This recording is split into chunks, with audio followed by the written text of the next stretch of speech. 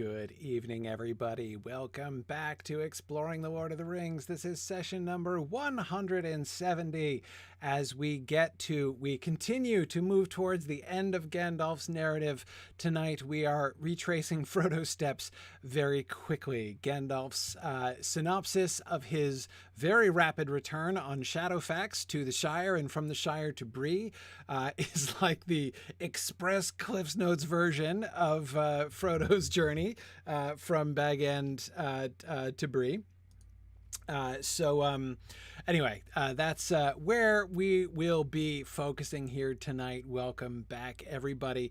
Hey, one quick announcement I wanted to make is that we are enrolling for TextMoot. TextMoot is happening remotely this year. Still not able to get together as usual, but the TextMoot folks still wanted to have a gathering, so we're having TextMoot. If you go either to textmoot.org or to signumuniversity.org, and there's an event page on there, you can get to the registration link to register for the virtual TextMoot. Of course, the bad thing is we're not going to get together, and another marvelous barbecue opportunity for me missed out on. But apart from that, at least the good news is that everybody is able to join us this year. So I've been really enjoying watching the registrations come in on that, sort of seeing people from lots of different parts of the country and the world to sign up to participate with us there. So anyway, I am really glad that we're doing that. We haven't done a moot, an online moot, since Middle Moot back in October. So really excited to be getting together again. Yes, there. Thank you, Sharon, for posting the link there. There is the yes, exactly. It's a spiritual moot. That's it. That's exactly it. So I hope that you guys will be able to join us. This should definitely be a lot of fun. And of course, today is Tuesday. Yesterday was the first day of our official spring semester in on our Signum MA program. A lot of excitement this term. We have a whole bunch of people showing up to take our brand new course in the Gothic language. Tolkien would have loved that course. So if you want to get even more out of the names of the the kings of Rovanian, in Appendix A, there's still time to sign up to take Gothic. It's, to me, it's just like one of the things you can kind of say in a nutshell to kind of express how awesome Signum University's program is just to say that we've packed out 4 discussion sections full of people who have been lining up to take Gothic. Our Gothic language class is hot, and people are really excited about that. So Bjarnasonar, there is not very much attested Gothic that remains. A little bit, but there's not very much. This is why it is part of our Germanic philology thing. We started with Anglo-Saxon and Old Norse, and now we're moving back into some of the other languages, some of the other less attested languages. But again, this is the stuff, going back and looking at the, sort of delving into the history of languages.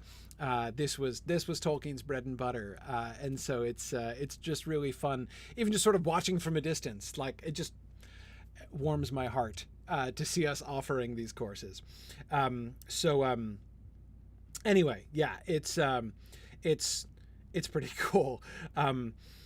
So that already is, in fact, a really fun course, and that's going on. Of course, we have several, many other courses that are happening this semester.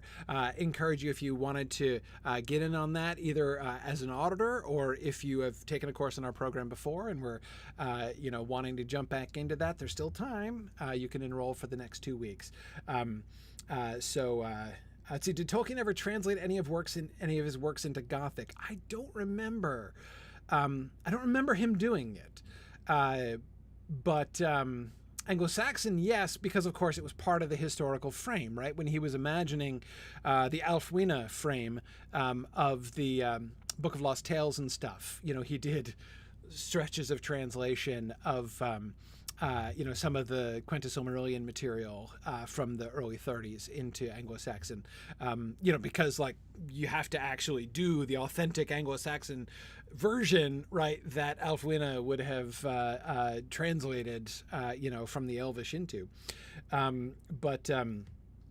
Yeah, so beyond Honor, we don't have a modern linguistics class, but we do have a 2-semester philology track, Germanic Philology 1 and 2, to help. So in addition to our course cycles, which study the particular languages, so we do, and by cycles, what I mean is, for Anglo-Saxon and Old Norse, we have a class in translation just on the literature, right? So you can, discuss Beowulf and other Anglo-Saxon poems and the Old Norse sagas and things in translation, so that's accessible to everybody. Then we also have the introduction to the language, so basically a language acquisition class to help to train you, go from zero to Beowulf, in one semester. And then we have a follow-up semester to that, which is a translation seminar, where you go through and you do your own translation of Beowulf for Anglo-Saxon, and you do your own translation of, I don't remember which one of the Eddas. I think it varies depending on who's teaching it. But you take some of the Eddaic poetry and do your own translation of that. So you're really within that 3-semester cycle, certainly within the latter 2 semesters, you really, get immersed in the language and really start working on that yourself. So in addition to those, and the Gothic is new, that's our newest addition to these language courses.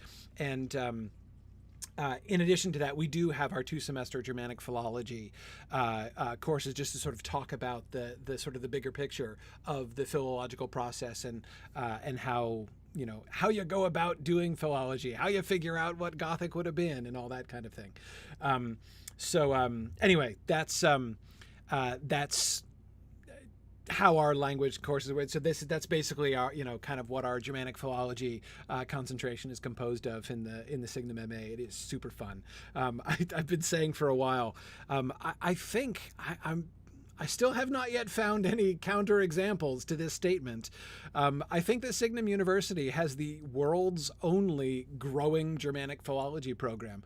It is a study, it is a science which is diminishing everywhere around the world, but not at Signum. It is thriving at Signum, and that's a lot of fun. Okay. I see Aslan's Compass is taking Chaucer. Oh yeah, the Chaucer classes that I taught those. I originally taught those a couple years back. Those were so much fun. Oh my goodness. I had a ball with the Chaucer classes. Yeah, cool. Okay, yes, excellent. So with those announcements, sorry, I'm all digressing now with my enthusiasm talking about our language program, but okay, let's get back into the text here. So we ended up last time halfway through this slide, right? We were talking about Shadowfax and Gandalf's introduction to Shadowfax. You might have been foaled in the morning of the world. We talked about all that stuff, but we didn't do the second paragraph, which is when he begins to narrate his actual journey. So that's what I want to focus on. That's what I want to focus on here. But fear grew in me as I rode. Ever as I came north, I heard tidings of the riders, and though I gained on them day by day, they were ever before me. They had divided their forces, I learned. Some remained on the eastern borders, not far from the Greenway, and some invaded the Shire from the south. I came to Hobbiton, and Frodo had gone, but I had words with old Gamgee, many words and few to the point. He had much to say about the shortcomings of the new owners of Bag End. One little sort of side note that I would add here, there are several comments that Gandalf makes in this part of his narrative that I am pretty convinced are targeted at Sam. I think that Gandalf noticed that Sam walked in with Frodo, because there are a couple fairly egregious things, especially about Gaffer Gamgee, that Gandalf says that are not really, I think, absolutely germane to his narrative, especially since, remember, Gandalf announced his intention a couple paragraphs ago to compress things and speed up his narrative a little bit, right? So and here I'm thinking especially of what we're going to see in the next paragraph when he actually quotes what Gaffer Gamgee says. But he really does not need to tell us Gaffer Gamgee's opinion. I think that he is, again, I think that Sam is his target audience of this passage, that he is in context here kind of building in an update for Frodo also and Sam as well. I definitely think that he adds these details. Again, I don't see any clear narrative reason for him to introduce that. Why Gamgee has much to say about the shortcomings of the new owners of Bag End. Surely Galdor from the Havens not especially interested in Gaffer Gamgee's opinion of his new neighbors, right? Not exactly the right. Nelson says, "What of Gaffer Gamgee? What are his counsels in this need?" Yeah, exactly. Said nobody at the Council of Elrond, Nelson. Exactly. Exactly, Tony. There was no way that almost anybody, there's gotta be no more than three people really in this room. Has even Aragorn heard of Gaffer Gamgee?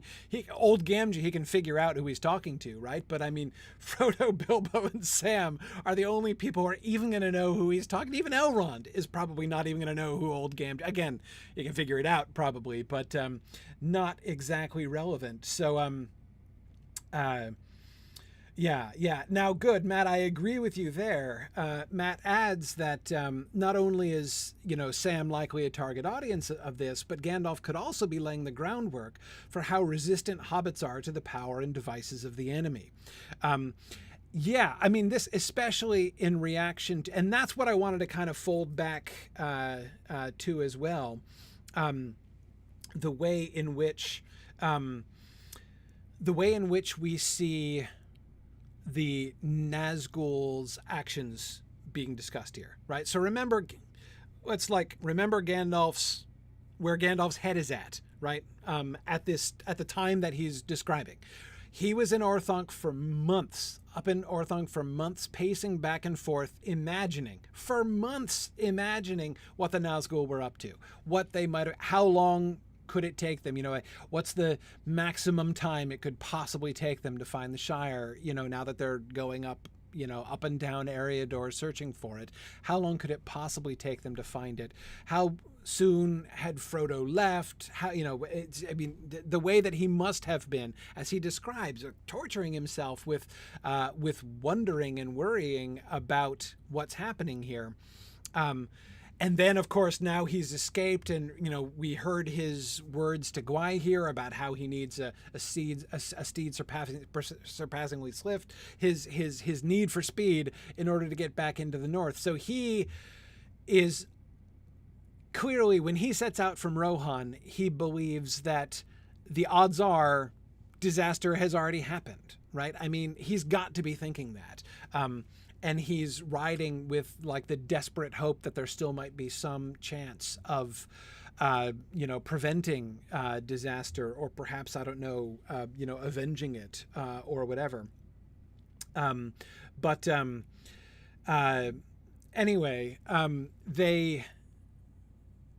So notice a couple things here. His fear is growing as he rides, right? So he's hearing news as he rides north. So he does stop long enough to ask people. So again, I'm not sure exactly whom he's asking. Refugees, because if refugees are still headed north, which we know they are because they're still arriving in Bree when Frodo's there, right? So refugees are still heading north. He's passing them, right, like crazy, right? Here comes Gandalf, just blue shifted into the, as he's coming towards them from the south, right? He is going to be passing, but he's obviously pausing long enough to ask them questions, right? And so as he says, his fear is growing. He is not reassured by what he hears as he goes north. So again, remember what he's expecting to find.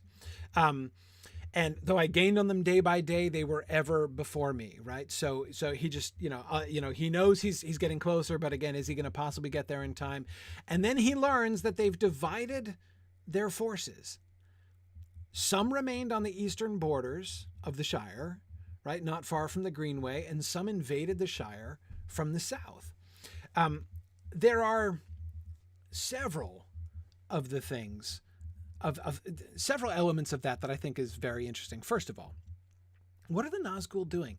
Remember that we've talked about, remember all of our conversations, right? When we were trying to kind of think about the hunt for Frodo from the Nazgul perspective, right? Especially from the Witch King's perspective. And, I was talking about how my own respect for the challenges faced by the Witch King, really increased in the reading that we were doing as we were going through there, to really think about the way, not to think about this about sort of how we assume it's going to be.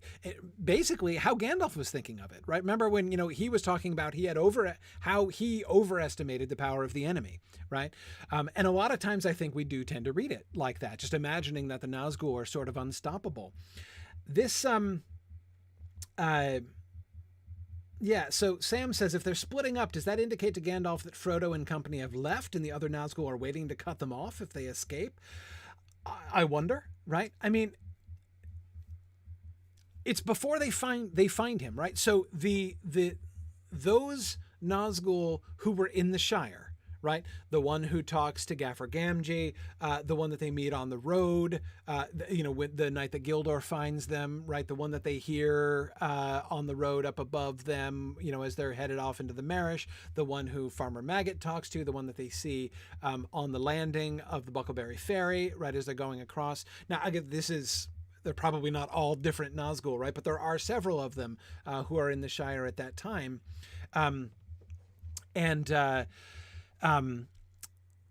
Right. So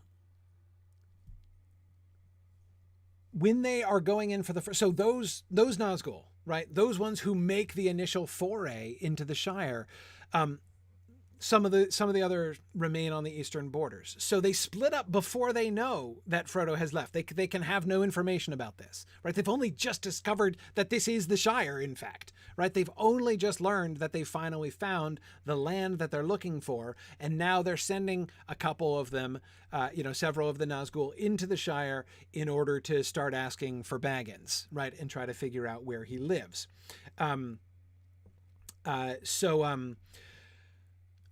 Yeah, exactly. Michael Tobias says, classic mistake, never split the party. Well, yeah, Michael. And I know that's like classic role-playing game advice, right? My sons know this. It was funny. Over Christmas, we were playing Dungeons and Dragons. I was running a little adventure with my nephew who had never played before, and my sons were playing with him, and we get to this place and he's like, okay, why don't we split up? And both of my sons were like, no. I'm like, I've taught them well. Anyway, it is classic advice, right? But it's even more relevant for the Nazgul, because we've heard, Gandalf himself has said, when the Witch King is gathered together with all of his dudes, right, he's more powerful. Like, they are more powerful together. It's a big deal for them to split the party. Not just that it, kind of makes things worse in sort of a general way, but like, they are less powerful when they're, so why does he do it? Why does he do it? And I think that it's interesting. Partly, I think we can come up with a few different sort of speculations here. It's possible that they're like not 100%. How do they know that this is the Shire? Like, how confident are they that they found the Shire and that they know exactly where they're going? Maybe they're trying to cover more ground, but again, they've not been splitting up routinely, as far as we know, through Eriador, right? This seems to be sort of a separate thing. And I can't help but think, you know what I'm reminded of? What I'm reminded of is the Dell under Weathertop, and the Nazgul that stay outside the circle and don't enter in, right? 5 of them are there. 2 of them stay. Only 3 of them come in. And, we were saying at the time, there are a couple ways to read that, but I don't read that as a tactical decision on their part. We have no indications. There's nothing that suggests that it's a tactical approach. There's nothing in the description of the setup, and there's nothing in the description of what happens afterwards to suggest that that was a purely tactical move on their part. However, I think that there's a good deal of evidence to suggest that they were, swimming against the current, spiritually speaking. That dell was defended, and it was the approach, the attack was, from the Ringwraith's point of view, non-trivial. And I think that 2 of them didn't make it. Only 5 of them were there, and they were all weaker as a consequence. Again, Gandalf commenting on that. So anyway, that's, I see, Kurtzimus was asking, could Bombadil take all 9? At his house? Yeah. No, I would take Bombadil against all 9, in his domain, right? Were they to go into the Old Forest and, come up go up, down, Underhill, game over, for the, yeah, absolutely.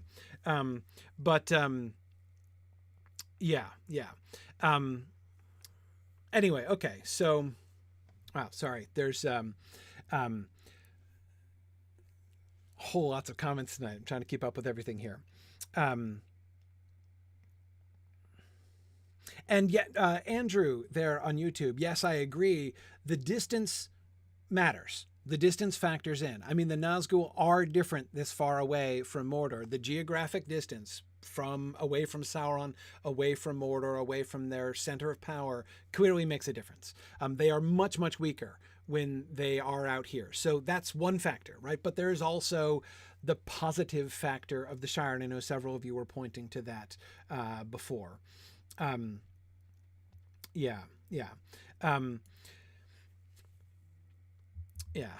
Okay. Yes. Is all of Old Forest Bombadil territory? No idea. I don't know where his boundaries are exactly. I think so, but I don't know. I mean, I wouldn't want to take the risk. But anyway, so my point is, notice also the Witch King doesn't go himself. The Witch King does not go himself into the Shire. It's, he sends his lieutenant, and a couple red shirt Nazgul, into the Shire. I really don't,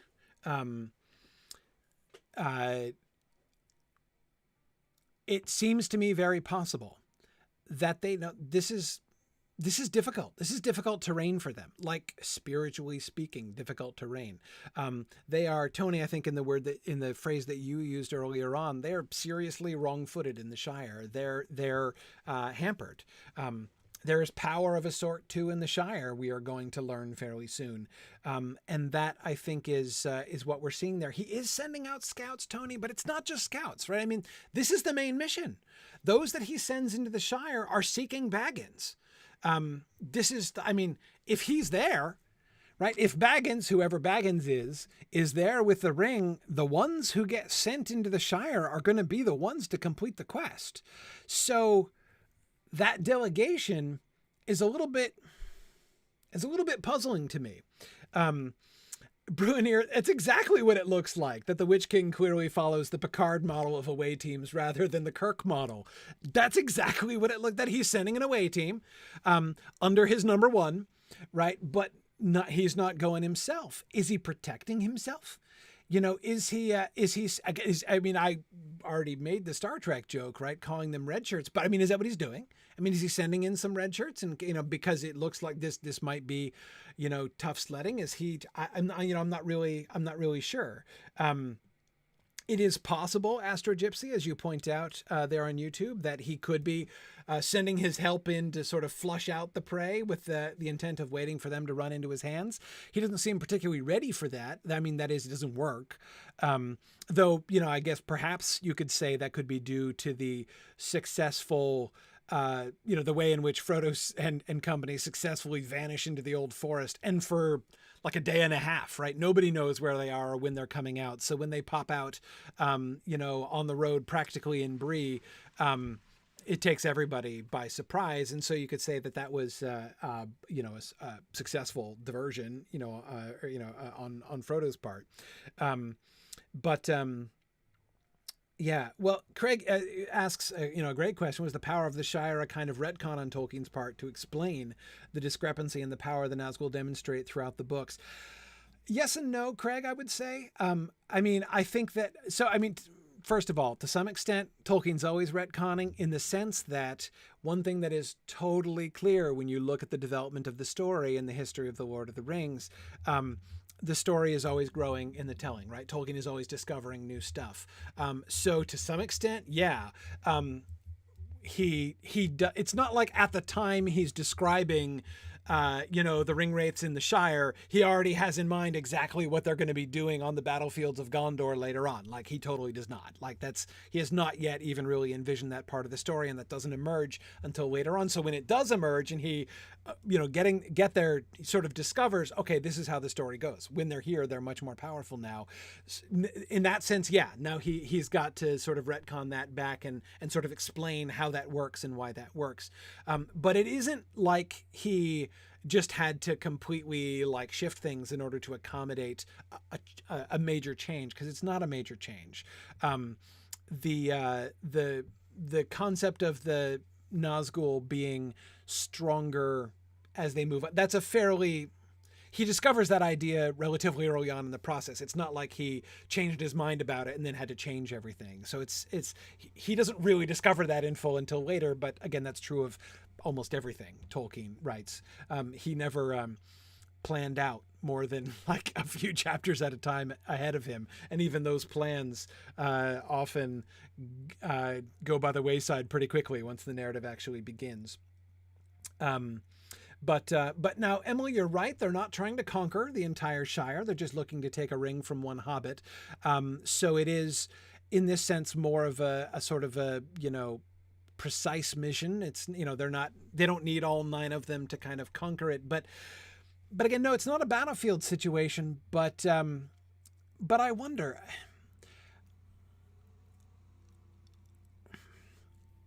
there are 2 possibilities, it seems to me. One is that upon reaching the borders of the Shire, the Witch King is perceiving that there might be troubles, and sends in his away team to kind of feel things out, because he doesn't want to put them all, I don't want to say into jeopardy, because I don't think he's worried that they're all going to be killed by the hobbits or anything. But just, sends in a sort of a smaller exploratory mission to check it out. But it's also possible that this is a sign of him underestimating things. That he, I think, Emily, coming back to what you were saying there, that he doesn't want to,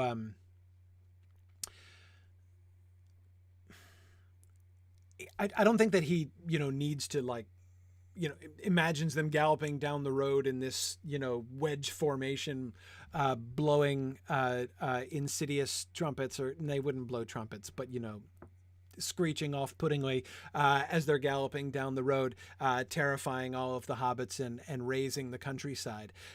There's no percentage in that for them. Why would they do that? His desire to kind of get in and out more quietly, it seems to me very possible that he would rather keep it lower key, because it's going to simplify things. So he sends in a smaller party. In other words, it seems to me that the likeliest, as I think it through, I think that the likeliest explanation of the away team approach here is that he's underestimating the Shire. He does not anticipate that they're going to have the problems they're going to have. He is not imagining that his away team is going to get shown the door by Gaffer, Gamgee, and Farmer Maggot. I don't think that he anticipated that. And I think it would have been a lot easier going for the Nazgul had in fact all 9 of them gone along with it. And I want to come back to what Marielle was saying just a minute ago. Yes, that you're right. The Witch King isn't much of a frontlines general. He seems to apply the same wisdom which Denethor attributes to Sauron and sardonically to himself, leading from behind and sending his captains in, right? It is true that he is the first one through the gate in Minas Tirith, but that's not because really he's leading from the front. That's a piece of theater, really. I don't think he was going to be the first one. I mean, we don't know how that would have played out, right? Had the cock not crowed at that moment and Rohan not appeared. But I don't think his plan had been to, lead the fight in the forefront of the battle. He knows full well the symbolic and even spiritual significance of being the first hostile enemy ever to ride through the gates of Minas Tirith. So he claims that to himself in order to announce in that moment, this is my hour.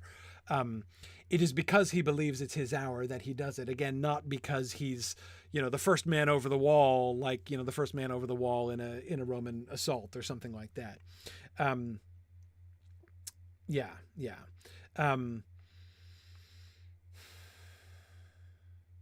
Okay, good. Yes, Kurtzimus is right. They weren't armed for sauce. No, they did not expect to receive sauce from the Shire hobbits. Absolutely not. Girthwin, you're right. I think they do. We do know that they thrive on fear, and that does seem to be a part of it. The hobbits are not as their response is not one of terror. I mean, contrast this with what, and by this, contrast the reaction of the hobbits that we know have had interactions with them, right?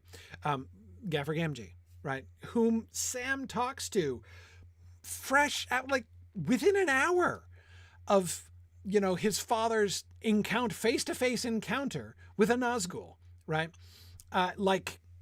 Just minutes later, there's Gaffer Gamgee calling him a strange black chap, right? Who talk funny.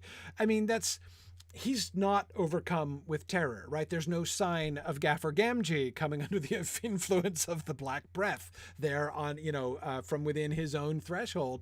And Farmer Maggot, sends those riders to the rightabouts, right? I mean,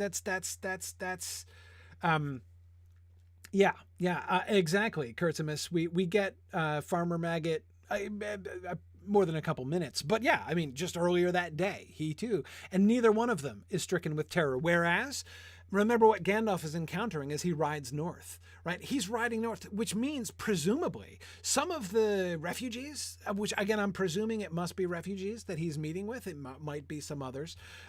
Maybe there's like the stray ranger or something that he encounters who gives him news. But I'm assuming it's mostly people on the Greenway that he's talking to. Like the rumor of the passing, like the terror of the passing, which in some case might be weeks old, right? It might be weeks ago that the Nazgul were in the area. And yet, like, everybody is still creeped out weeks later, such that Gandalf can sense it, right? And yet, in the Shire, it doesn't seem to leave much in the way of a lasting impression. Now, it's quite possible, of course, that Gaffer Gamgee and Farmer Maggot, we certainly know in the case of Farmer Maggot, we have Tom Bombadil's testimony that Farmer Maggot is a cut above the ordinary. He's not just a typical hobbit. But still, it seems pretty clear. So I think that it's a really great point that one of the reasons, well, I don't know whether to say it's one of the reasons the Nazgul are weaker in the Shire, or simply like one of the ways in which their weakness is manifested. I'm not sure whether it's cause or effect, in other words.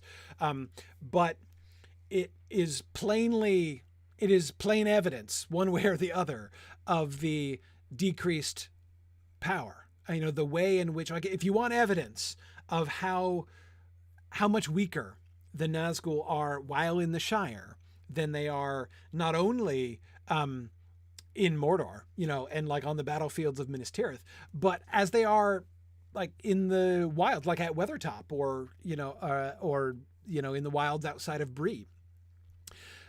They're different in the Shire, and you can see it in the impact or lack of impact that they have on the Shire hobbits, I think. Yeah.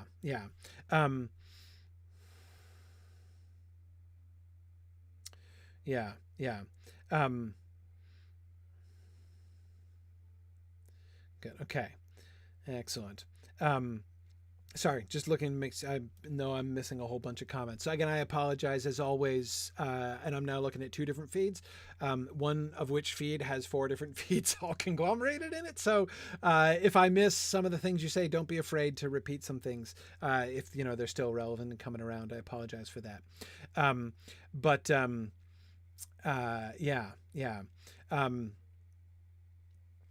would be really curious. JJ, I saw your comment before that if the Nazgul had been a day later, they would have encountered Lobelia, and JJ added, and it would have served them right. Yes. That would have been an interesting meeting, right? I wonder what Lobelia would have made of them and what they would have made of her. Part of me wants to say that, here's my theory. My theory is Lobelia would have done quite well. I could absolutely see, if push came to shove, Lobelia going for one of the Nazgul with her umbrella, right? That would not surprise me. Lobelia strikes me as someone of sufficiently strong will that she could do that. But you know what? I bet that Pimple would not have fared as well. I just don't think he would. And I would be interested to see how the sort of what evidence there would be of Lotho's corruption, right? Because he's already being corrupted. We don't see the corruption in Lotho because he's already, well, corrupted slightly more profoundly in the sense of decomposing by the time we meet him again. But certainly Ted Sandyman is the example that we have of a corrupted Hobbit there at the end. But I think the evidence suggests that Lotho is already being corrupted there. Sorry, Chris. Spoiler alert. Yeah, absolutely. Sorry about that. But anyway, yeah. I think Lobelia would have handled it much better than they would. And JJ, you're absolutely right. Lobelia is unpleasant. She's an unpleasant piece of work, but she is not corrupt in that way. Her spirit, cantankerous and unfriendly as it tends to be, is very much her own. And I do think she would have held out pretty well against them.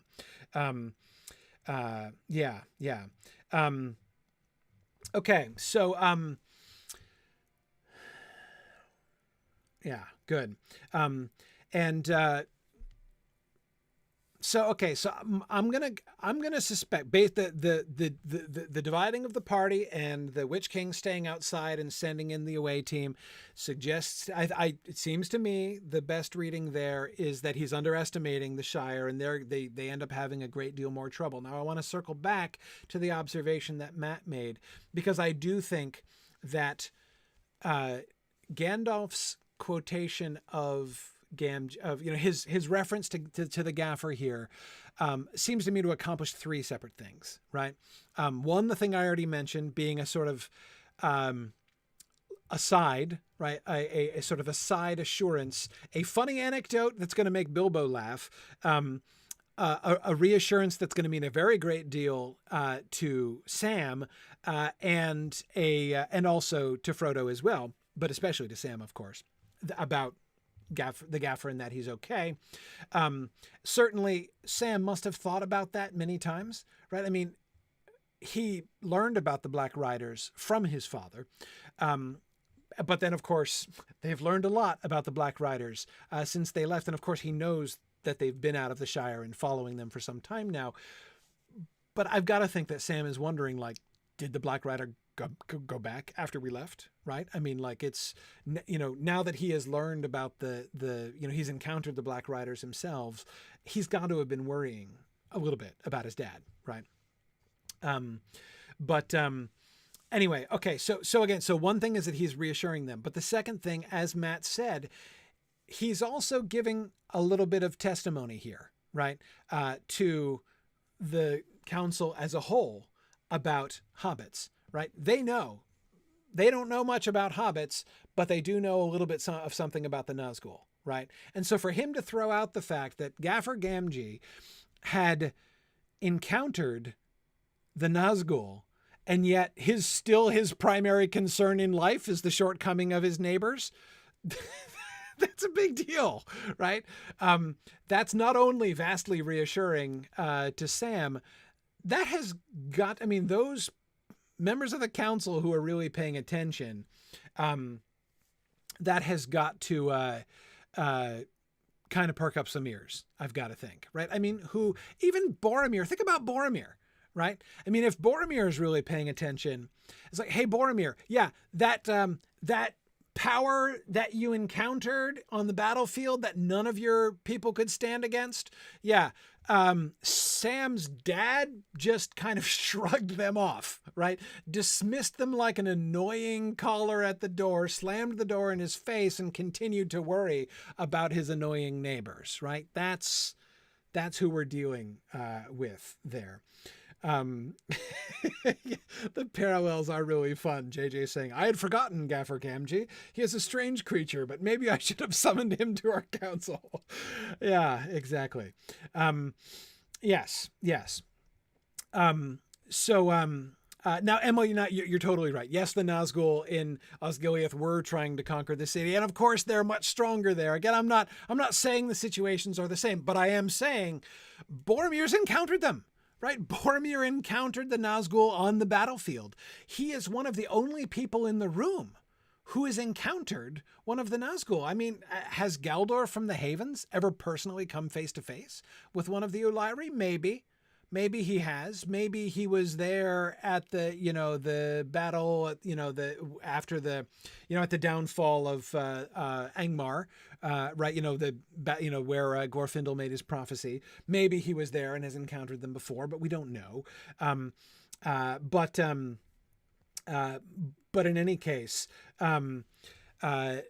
the contrast is pretty striking, right? The contrast between Boromir's account of so Boromir has personal memories to draw upon here, right? And so if he's tracking this, and really, it's really sinking in that the same power that he encountered on the battlefield that no one, including himself, could stand against, just had the door slammed in his face by Sam's old pa. That's kind of a big deal, right? Yeah. Now, see, I don't know how to, welcome, by the way. I don't know how to pronounce your name. Titan, I'm going to say Titanomachy. When I can't figure it out, I usually just try to find the maximally fun way to pronounce somebody's handle. But anyway, welcome, by the way. Saw it was your first class after catching up. Congratulations. Titanomachy. Okay, that's actually kind of fun, like the Battle of Titans. Okay, sure, I can go with that, Michael. Anyway, Titanomachy says, if anything will induce Sam to leave its master, it's the Gaffer in danger. So Gandalf is doing Frodo a favor by specifically putting Sam at ease here. That does seem to me certainly to be likely to be one of the consequences, right? To kind of make things easier in that way. Yeah, cool. Okay. But I said there were three things that I think that we can see there. One is the reassurance to Sam and Frodo. The second is a little testimonial of what happens when Hobbit encounters Nazgul, and just like let's kind of put this into context, members of the council. But the third point is going back to his fear, right? Just imagine how I think this is also a very understated and sort of self-deprecatingly comical way for Gandalf to narrate his own relief, right? I mean, he has been worried for months. Not just worried for his friends. Of course, he is worried. It's not just that he fears that his friends in the Shire must be long dead by now and the ring taken. But, you know, end of the world, big deal, right? So, you know, he's imagining the worst, capital W, in every way. And then he gets to the Shire, finds everything looking normal, talks to Gaffer Gamgee, and, you know, the arrival of the Nazgul in Bag End, the very thing that has been his nightmare scenario. I mean, how many times must Gandalf have played through the potential, like, what's going to happen when the Nazgul find Bag End? Like, eventually they're going to get there, right? And so I can only imagine the number of scripts that Gandalf has played out in his head about what's going to happen when the Nazgul get to Bag End and he gets there. Did he run this one? You know, did he really imagine that nobody would notice and the Gaffer Gamgee would possibly have forgotten about it by now, right? Because it's so much less important than the Sackville Baggins is living in Bag End.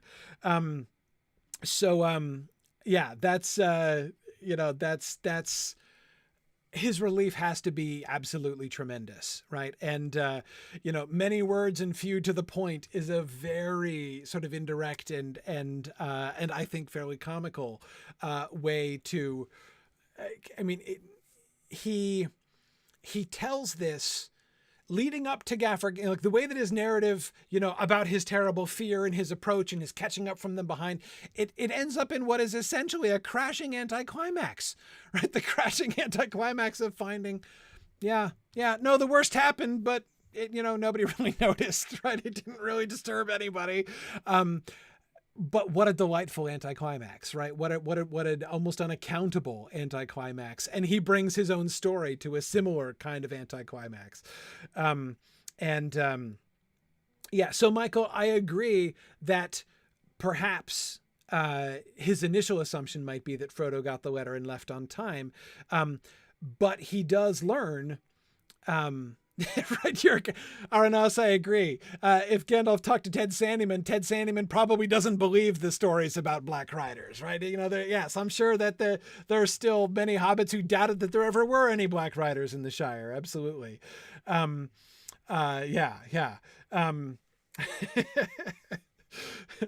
Yeah. Well, look at where he goes from here. Whoop, sorry. I can't abide changes, said he. Not at my time of life, least of all changes for the worst. Changes for the worst, he repeated many times. Worst is a bad word, I said to him, and I hope you do not live to see it. But amidst his talk, I gathered at last that Frodo had left Hobbiton less than a week before, and that a black horseman had come to the hill the same evening. Then I rode on in fear. So you have, on the one hand, anticlimax, right? The worst has happened, and yet it didn't seem to be the disaster that he feared. And yet, wait, suspense isn't over, right? Now it seems likely that the Black Riders would have caught Frodo on the road, right? There was Frodo leaving Hobbiton on foot, and the Black Riders right there immediately behind him. Yeah, Sam says, and everyone at the council still has no idea who the Gaffer is. Exactly. Yes. Yeah.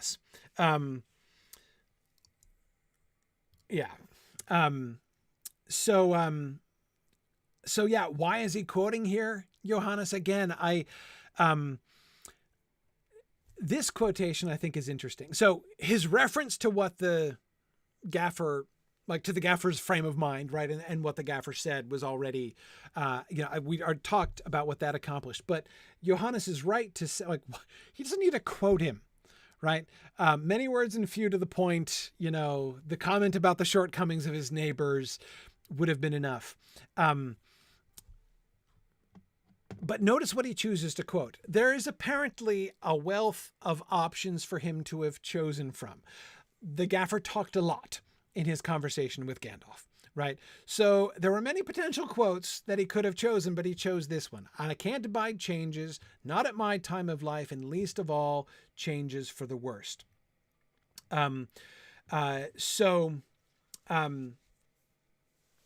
Yeah, Emily says that's Tolkien the storyteller breaking up a wall of text. Certainly one effect of it, no question.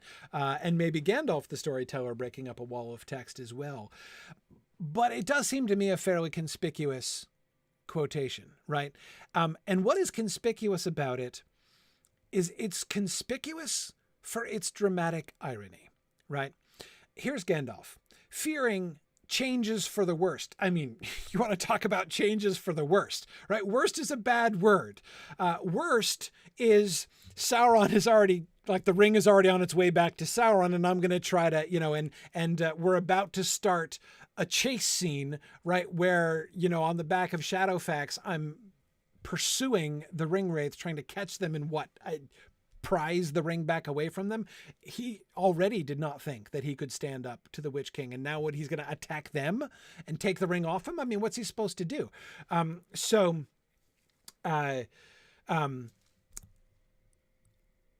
Dramatic irony, as I say, right? On the one hand, the Gaffer is voicing exactly Gandalf's fears, that changes for the worst, capital W, are indeed going to come upon the Shire, right? Gandalf, of course, still hopes that the Gaffer does not live to see the worst come, right? But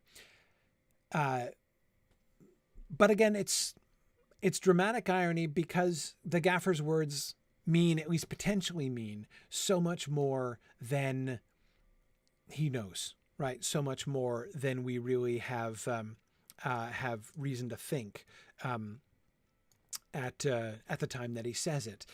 He has no idea what Gandalf's fears are, right? He has no idea what the actual worst would look like. To him, the Sackville Bagginses moving in to Bag End, that's notice, not changes for the worse, right? It's not just things that have gotten worse. This is the worst, right? It could not get worse than this, right? Having Lobelia as a neighbor, this is the nadir of his life experience, right? He does not think it's going to get worse than this. Now, of course, this is also ironic in other ways, right? This is especially ironic if we consider this from the point of view of the entirety of the text, right? And that is, we know that, of course, even in the Gaffer is in fact going to live to see worse, not the worst, right? Gandalf's hope that the Gaffer does not live to see the worst is going to be borne out, right? The ring will not be reclaimed by Sauron, and darkness is not going to fall over the entire continent. So that's good. But of course, we know it's going to happen in the Shire, and we know it's going to happen in Bagshot Row, right? Whatever Lobelia is doing to make herself unpleasant, whatever Lotho's plans for the improvement of the neighborhood are, which are undoubtedly the things that are leading the Gaffer to say that things have come to the worst already, we know it's going to get much worse in the Shire, right?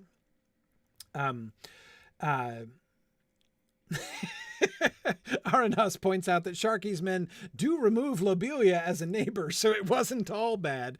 Well, but come on now. I think it's pretty clear that Sharky's men do end up being worse neighbors even than Lobelia. But yeah. So Michael, I agree. It's not that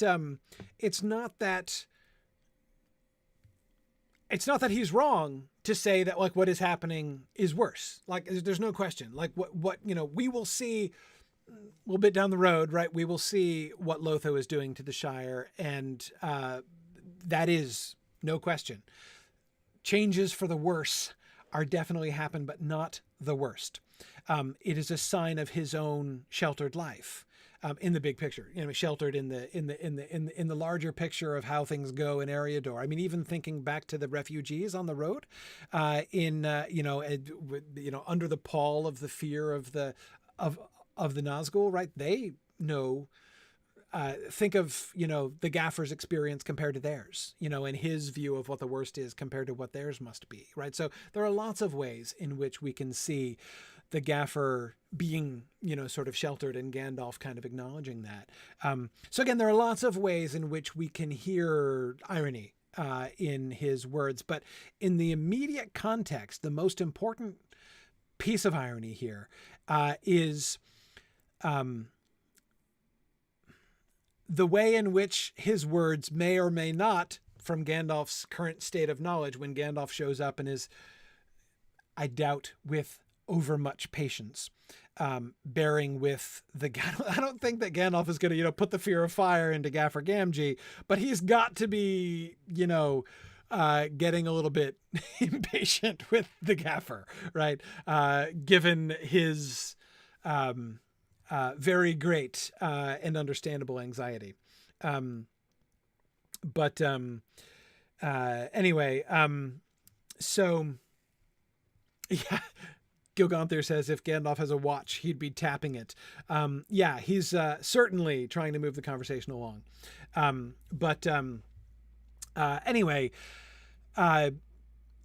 here's Gandalf trying to get an answer to the question, right? Have the Black Riders found Frodo? Has the worst happened? Is Frodo dead? Of course, is Sam dead, right?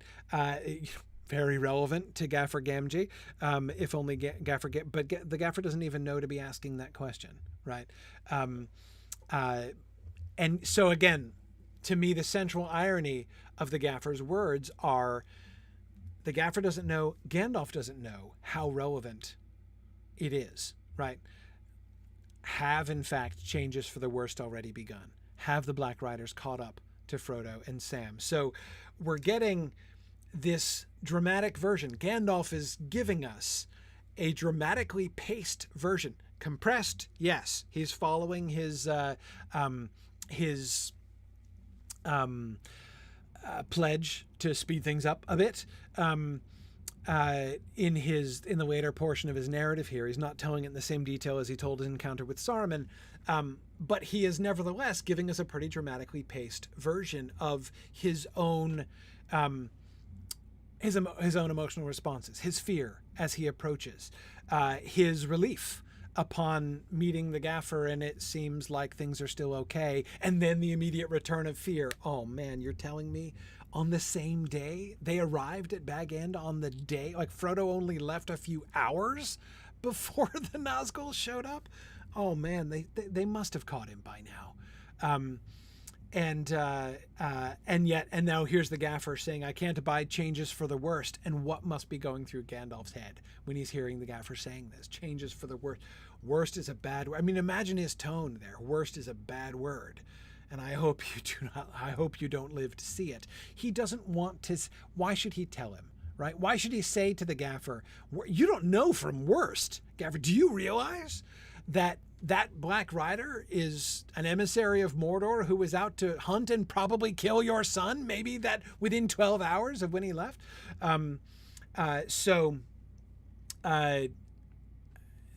That's, he's not going to say that to the Gaffer, right? That's not what Gandalf. He's not going to try to. He's not going to spread despair. That's not his. That's not his bag. But you can feel the weight of his sentence, Gandalf's sentence. Worst is a bad word, and I hope you do not live to see it. His attempting to make light of it, his, not bringing down the spirit of the Gaffer, him still, like, let's, have a little perspective on the whole awkward neighbors thing. And I know it's more than awkward neighbors. The Sackville Bagginses are now his, they're the lords of the manor now. And, they're going to have more control over him and his life in Bagshot Row than just annoying neighbors would. But,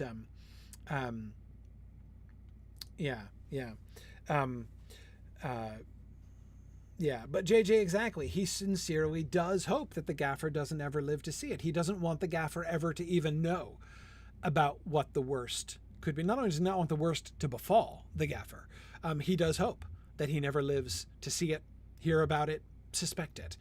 Exactly, JJ, as you say, like the Rangers protecting the Shire without thanks or even the knowledge of the locals.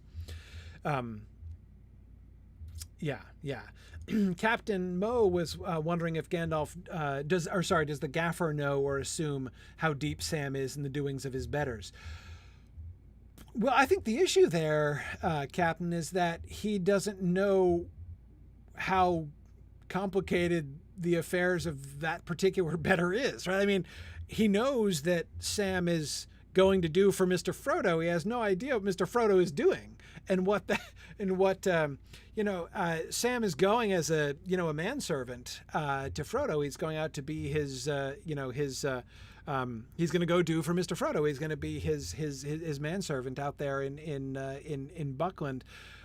Of course, the Gaffer has no idea that a journey to Mordor for Frodo is in the offing, and that's where Sam's service is going to take him, which of course we can see delightfully right later on, right, remembering ahead, of course, to the Gaffer expressing the hope that Sam is given satisfaction, right, which is exactly what you would say, had he been valeting for Mr. Frodo in his house in Buckland for the last few months, right? Did he do a good job around the house? Has he embarrassed himself in the garden? Is he remembering to trim the hedges? Like he has no idea of the context, right? So even after the fact, he doesn't really ever seem to process the full context. And so he certainly has no idea now. Now, Michael, I agree with you that Buckland may as well be Mordor from the Gaffer's perspective. Yes, certainly in that sense. If you ask the Gaffer, are you worried about your son having gone off on a dangerous quest into lands unknown? He would be like, I fret about it all the time, right? Thinking about how queer folk are over there in Buckland, no question. But yeah. Rachel, I agree with you, by the way, that Sam, of course, doesn't have any betters, but you understand, what people mean, what the Gaffer means when he says that, though. Of course, needless to say, privately, I agree with you. And Matt, you're absolutely right to say the Gaffer has no idea when he talks about, getting mixed up in the affair of your betters. He's talking about the Bagginses, right? But of course, he's not even envisioning that, Sam is going to be interacting with Elrond Half-Elven and Galadriel and, the King of Gondor. And, there's no question that from a social standpoint, Sam is going to be very much getting mixed up in the affairs of his betters, and he is going to land himself in trouble that is way too big for him, except, of course, it's not. He gets landed in it. Remember, let's make sure that we remember that quotation. We remember the Gaffer's words about getting mixed up in the affairs of your betters when we get to the stairs of Cirith Ungol, and we think about Sam's reflections on stories and getting landed in things, because I think that that's actually a really interesting connection to make.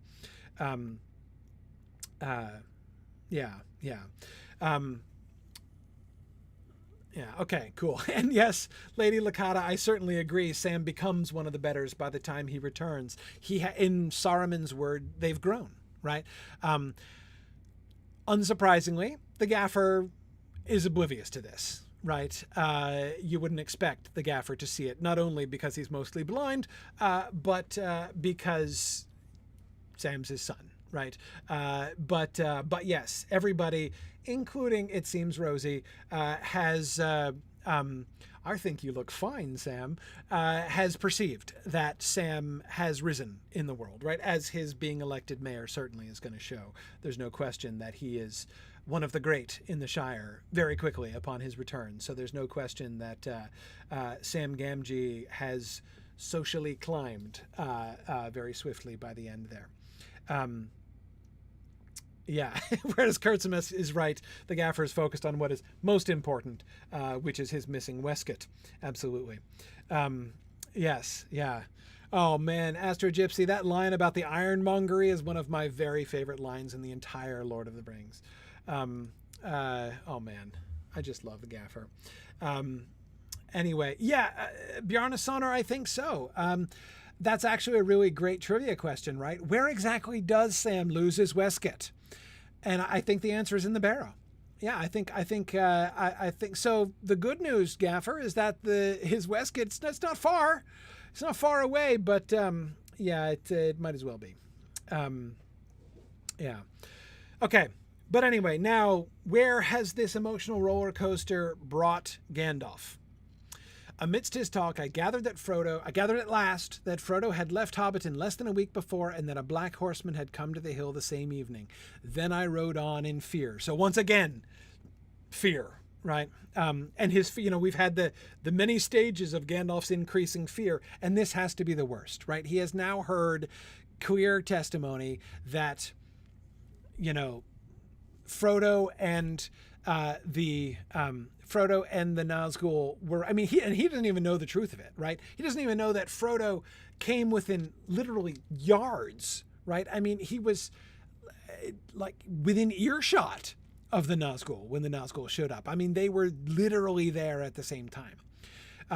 I came to Buckland and found it in uproar, as busy as a hive of ants that has been stirred with a stick. I came to the house at Crick Hollow, and it was broken open and empty, but on the threshold there lay a cloak that had been Frodo's. Then for a while hope left me, and I did not wait to gather news, or I might have been comforted. But I rode on the trail of the riders. To just pause, I know I'm breaking it up a little bit more than I usually do, but I want to kind of follow the different episodes in Gandalf's highly compressed narrative here. Notice again a piece of irony. Why is there a cloak that had been Frodo's lying on the threshold? What is it? What is the direct cause of Gandalf's despair?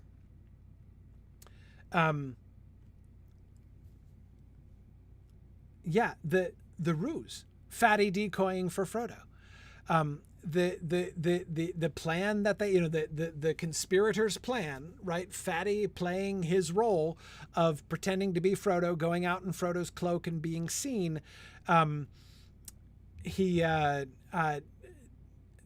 This directly leads to Gandalf's despair, ironically. Fatty does make it. Of course, yes, we do remember Fatty Bolger will go on to an excellent career as a guerrilla resistance leader. A short-lived career as a guerrilla resistance leader. He'll spend most of his time in prison. But yeah. So Aranas, exactly. The conspiracy does work a little too well. Then for a while, hope left me.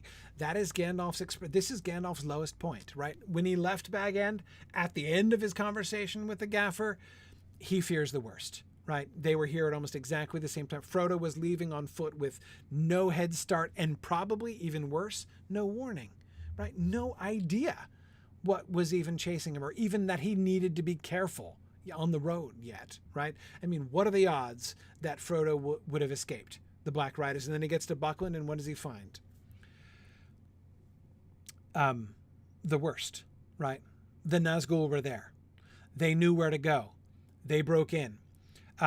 They seem to have, all the evidence suggests that Frodo was taken. One other issue here, one other interesting thing is the description of Buckland. Again, thinking of the conversation that we were having before about the effect of the Nazgul on the hobbits, Buckland is the one place where we do see a public effect, right? We do see that the public has been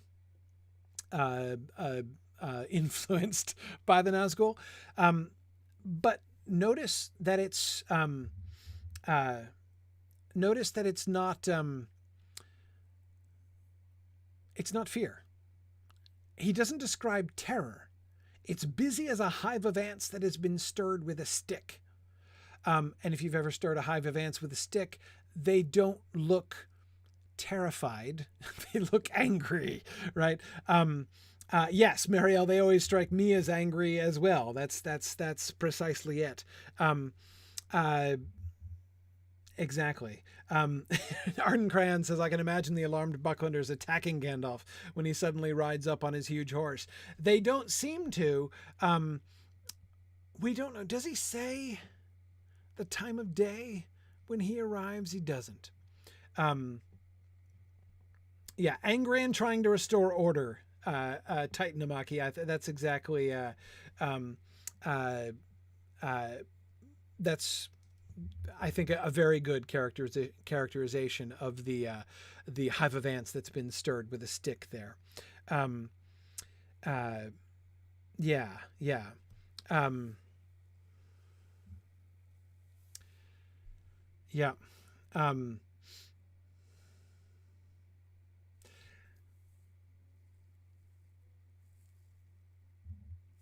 let's see. Yeah, interesting. Tim Watley, you're right. He says, remembering ahead, the Crick Hollow cloak sort of parallels the mouth of Sauron presenting the mithril coat at the Black Gate. That is a really interesting parallel, isn't it? The clear evidence that disaster has happened, which seems to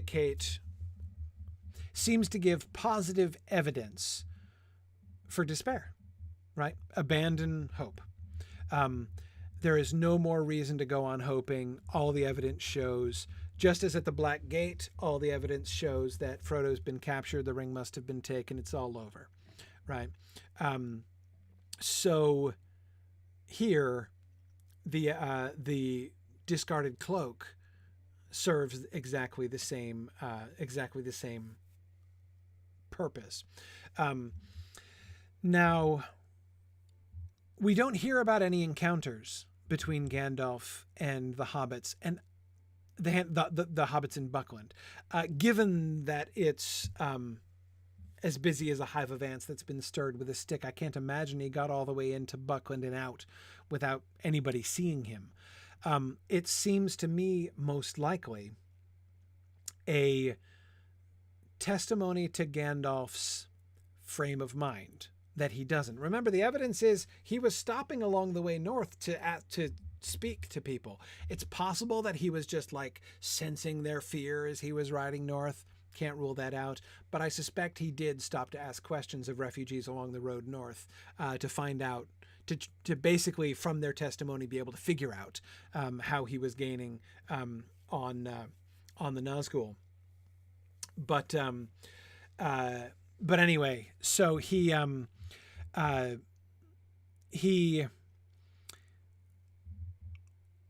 sorry, lost my train of thought there for a second. Anyway, he stops to interview people on the way north, but he doesn't stop to ask anybody. He does not stay. He does not wait to gather news. But again, I can't believe that he got in and out unseen. Not when everybody, certainly as you were as I forget who it was, but as one of you was suggesting,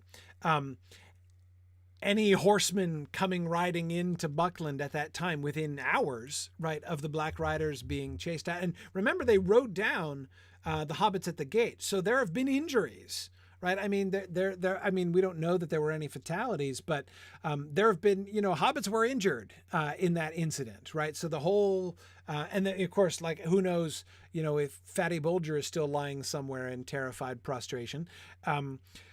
He's the only hobbit that we see who has that reaction, but he is, well, he still has a lot of growing to do, for one thing, as we saw evidence of that before from his timidity with regard to the old forest, relative timidity. But at the same time, he also was under a much more serious remember the spiritual barrage that the Nazgul were levying at that house before they approached, right? I mean, there was some, the artillery of terror was being employed there before they broke in. So Fatty Bulger certainly received a much stronger dose of Nazgul than either Farmer Maggot or Gaffer Gamgee did. But exactly, as Evil Dr. Cannon was just saying, he got the Nazgul stare down during the night. Absolutely. So yeah, and Sam, exactly. They were conducting a siege and he was completely alone. Yeah, exactly. In the dark.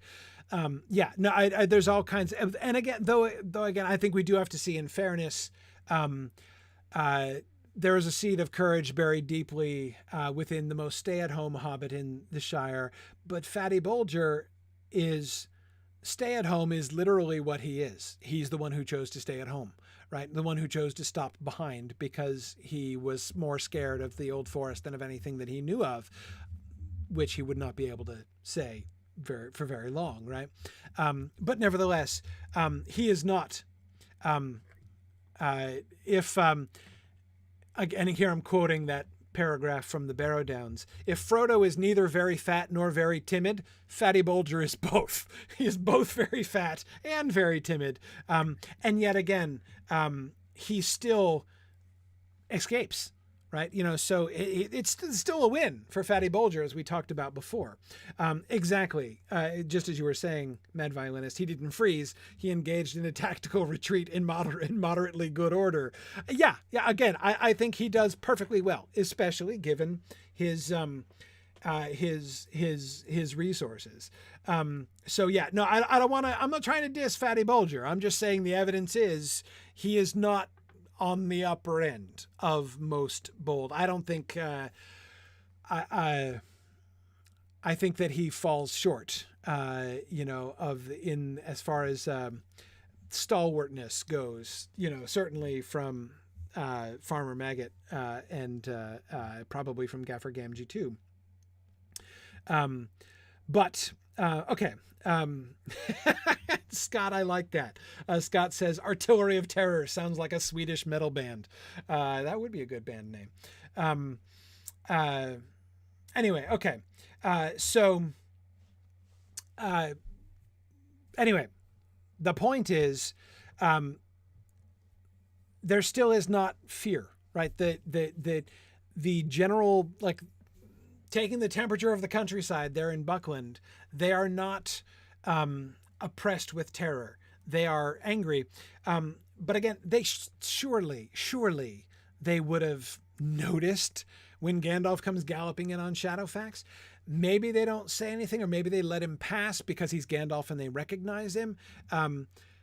Maybe, but I think it's more likely when Gandalf says, "I didn't wait to gather news." I think in readings I've done myself in the past, I think in readings myself I've done in the past there, I've always kind of assumed that I did not wait to gather news meant, had I gone down the pub and asked around, I'd have learned what happened. But I didn't bother, to stop in at the local pub and ask questions. But I think there's more to it than that, right? If Buckland is in an uproar, as busy as a hive of ants that's been stirred with a stick, there is 0% chance that Gandalf could possibly come in, through the gate in the north, get all the way down to Crick Hollow, and get all the way back and out the gate without encountering a single hobbit to have a conversation. I think, therefore, what it must mean is that Gandalf ignored them all. Gandalf just ignored them, just rode past. I don't doubt some of them hailed him. Some of them said, "Hey," some of them maybe tried to stop him. He didn't ride them down. Shadowfax didn't trample any Bucklanders on the way in and out, I feel quite confident in saying. And yet Gandalf clearly didn't stop. Now, this is I'm not criticizing Gandalf for this. Bjarnasonar, as you say, Gandalf is in maximum hurry mode. Absolutely.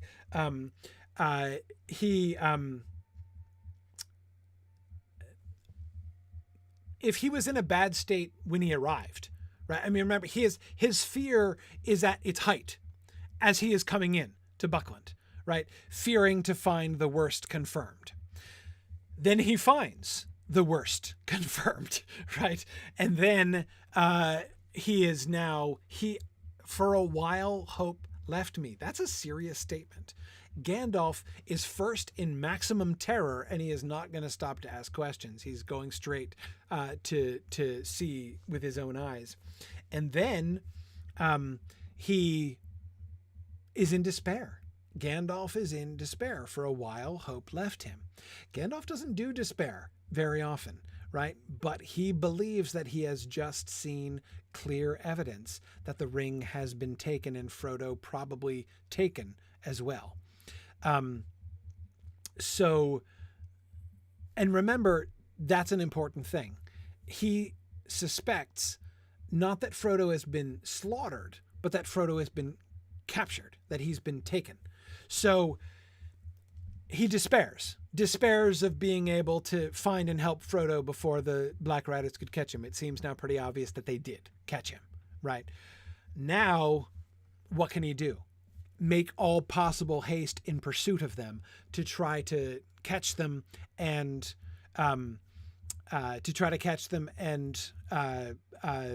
rescue Frodo if he possibly can. So he's not going to stop it. So as he's riding back out, doubtless again, ant-like Bucklanders, right, are going to be noticing him, commenting on him, shouting at him, hailing him, and he does not have time to explain, right? He is off after Frodo. He doesn't want to explain, and he certainly doesn't have time.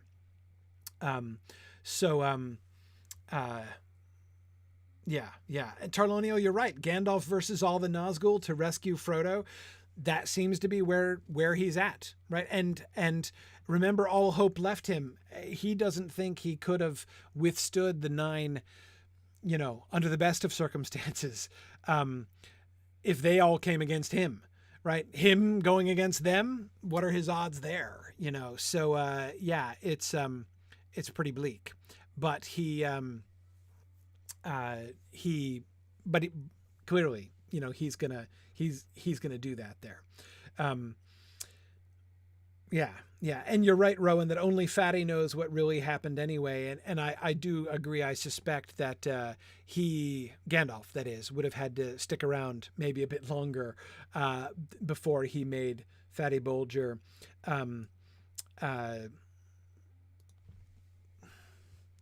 coherent. Yeah.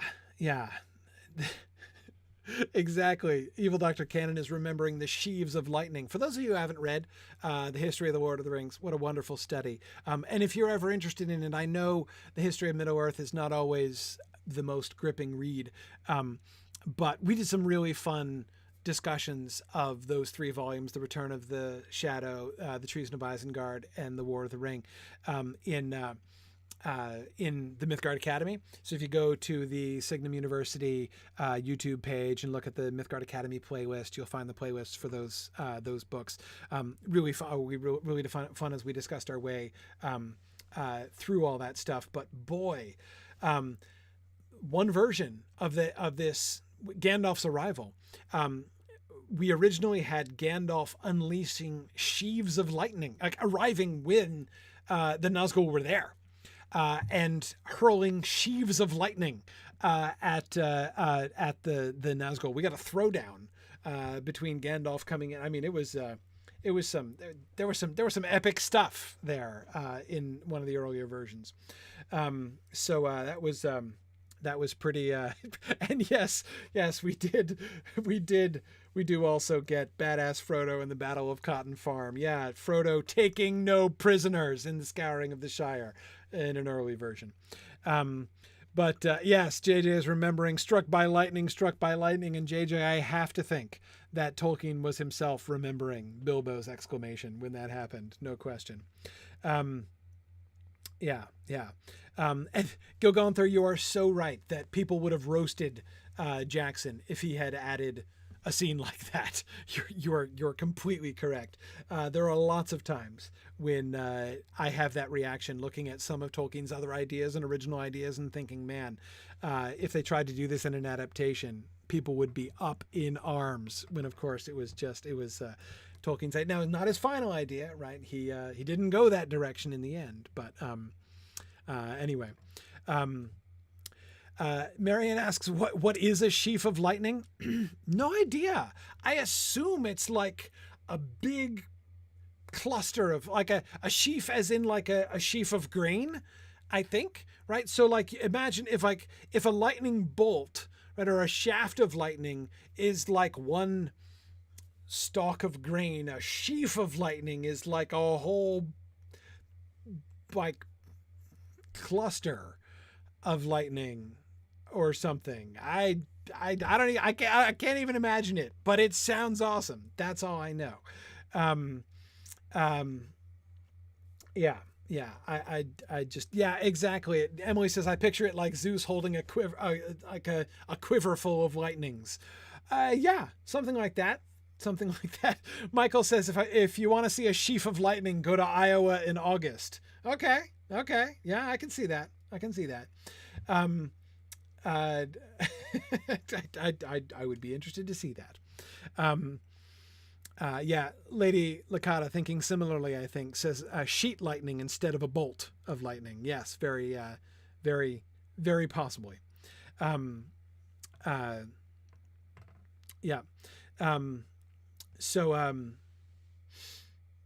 yeah, Teronius says, I'd like to see it too from far away. Yeah, probably so. But okay, anyway, so here's Gandalf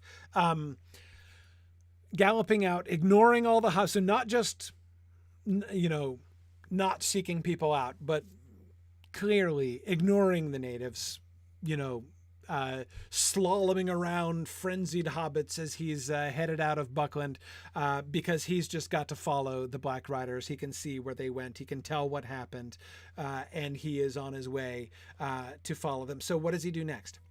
What does he do next? I rode on the trail of the riders. It was hard to follow, for it went many ways, and I was at a loss.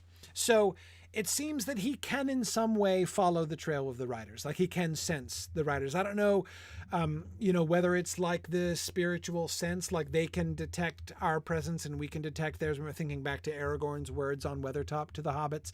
I think that's what, that Gandalf's, senses are sufficiently, his spiritual senses are sufficiently keen that he can, smell the evidence of their passing, as he can sense the evidence of their passing. That I think is likely, but they split up. He doesn't know where and which one had Frodo. He doesn't know. It went many ways, and I was at a loss. But it seemed to me that one or two had ridden towards Bree, and that way I went, for I thought of words that might be said to the innkeeper. Butterbur, they call him, thought I. If this delay was his fault, I will melt all the butter in him. I will roast the old fool over a slow fire. He expected no less, and when he saw my face, he fell down flat and began to melt on the spot.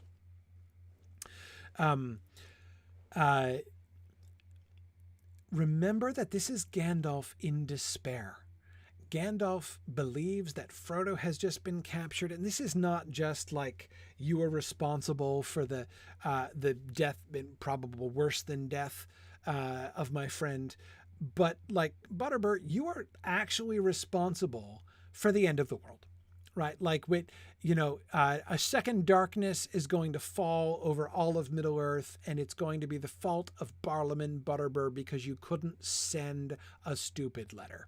Right. This is, you've doomed us all. Exactly, Haranas. This is Gandalf in desperation, but also in despair. He's in desperation because he's trying to follow them. He's trying to pursue them. He still has some kind of desperate hope, I guess, of catching them, rescuing Frodo, seeing what he can do. But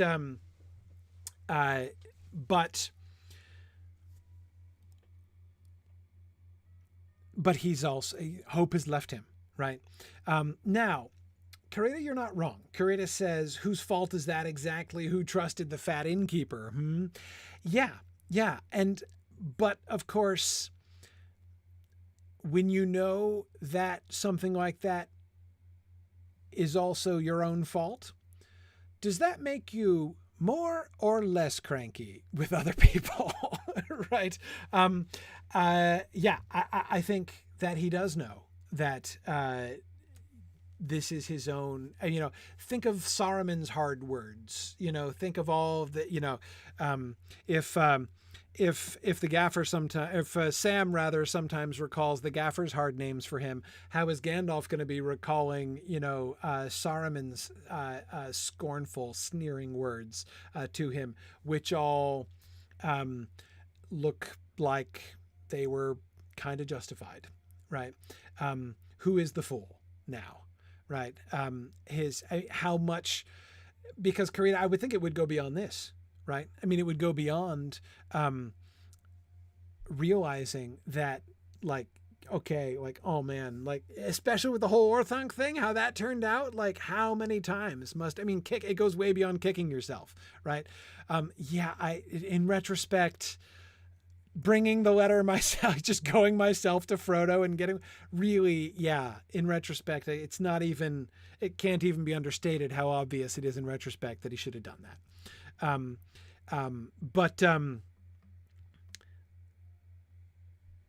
is Gandalf subject to the very human temptation, the very natural psychological temptation to project some of that frustration away from himself and onto who is culpable, right? I mean, perfectly fair to blame Butterbur. Butterbur did fail at his job.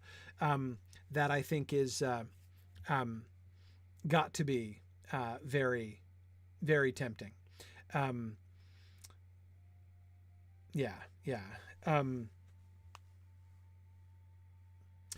Johanna says, if the Nazgul had Frodo, wouldn't all of them go straight to Mordor? Why would they go to Bree, and why would they split up? Well, Johannes, they'd already split up.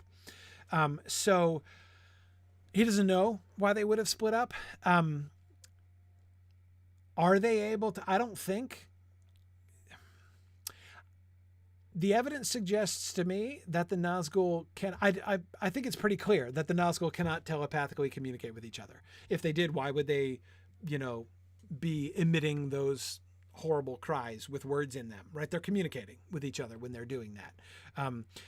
The Nazgul version of long distance communication is not a telepathic, sending or connection, empathic connection with each other. The Nazgul long term is like yelling really loud, right? So they can't communicate with each other long distance. I don't think they know where they are. This is what happens when you split the party, right? This is why the Witch King, also clearly in retrospect, I think the Witch King is not going to look back with approbation upon all of his own decisions either during this whole sequence, right? So yes, no, Johannes, that's what I'm talking about. I'm saying the Nazgul in leaving Buckland don't know where all the other Nazgul are, right? And Brandon, I agree. Gandalf is not very much paying attention to what the Black Riders are doing due to his grief. They should be making straight for Mordor, not going off in all directions as if they're still trying to find Frodo. Yes, but also as if, there are lots of ways that you could interpret it, right? Are they trying to throw off pursuit? Do they suspect, do they sense his approach? Are they trying to throw off pursuit? That's possible, right? If the Witch King thinks that Gandalf has any hope of actually pulling off a daring Frodo rescue and ring re-snatch, then he would hide his trail by scattering his people and meeting up somewhere else. So yeah, I think that it's, from Gandalf's point of view, all we can tell is that they split up for some reason. And again, remember his frame of mind, right? He is in despair. He is in despair. This is Gandalf at one of, he said that being an Orthonk, he's never been, in such a fix before. He's in a worse, like, mentally, emotionally, spiritually, Gandalf's in a worse place right here, right? He thinks that he has lost. He's trying to do the one thing that maybe he can do to try to recover the situation. And the enemy seems to be doing the one thing that's going to prevent him doing it, which is splitting up and dividing their trail. And now he doesn't even know how to follow them, right? What is he supposed to do? How can he possibly catch them? And so what does he do?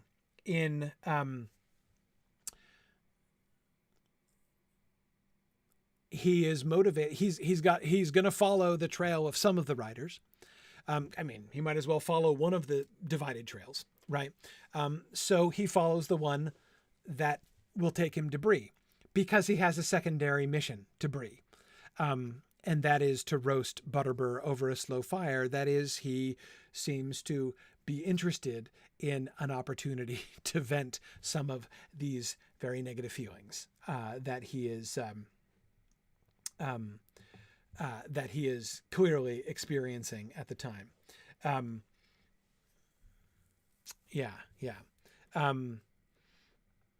It surely must have been a horrible day, Captain Mo. I certainly agree with you.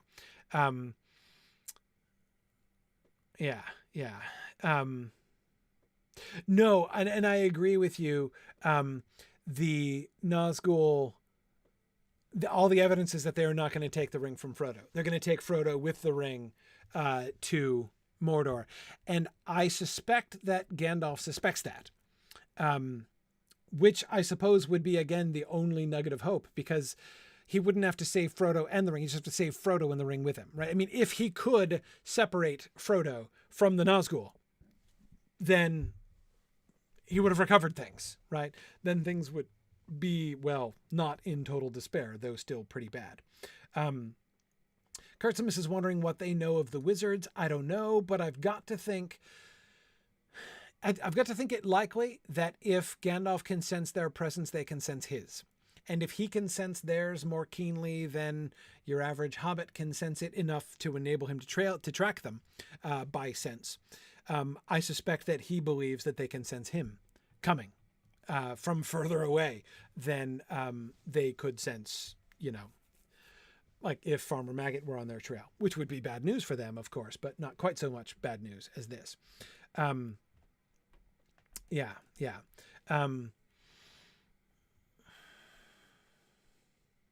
Mad Violinist, you are right that the evidence of the dialogue at the gates of at the gates of Minas Tirith and at the Black Gate suggest that Gandalf is well known to the Nazgul and to Sauron, certainly. So, but again, even if they don't know, even if they can't tell it's him, even if they're not like, wait, do they have to sniff? I don't know.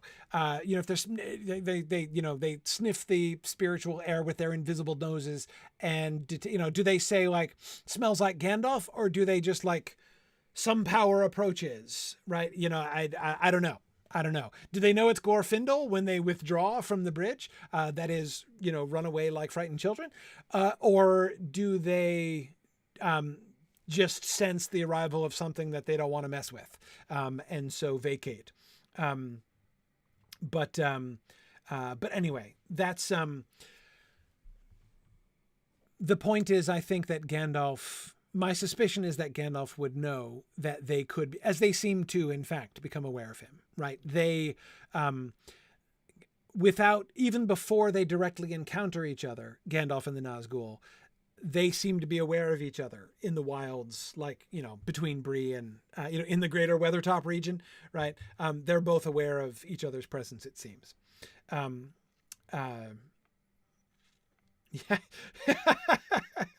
Brandon suspects that Gandalf would smell like pipeweed and gunpowder.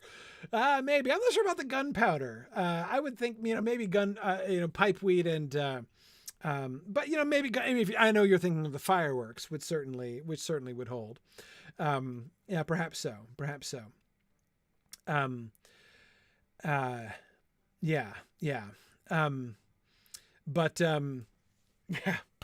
Pipeweed and sulfur. Yeah, maybe so.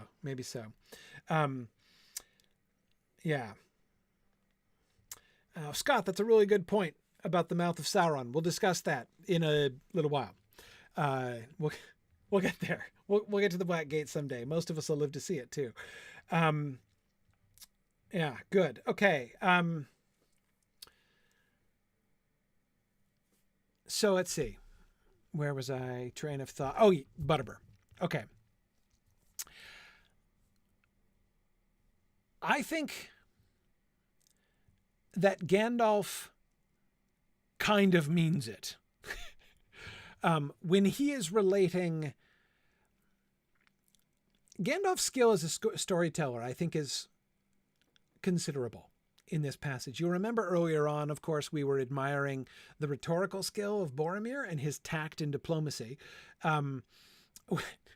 Maybe less so in the interrupting, but having interrupted, he then proceeds to be diplomatic. I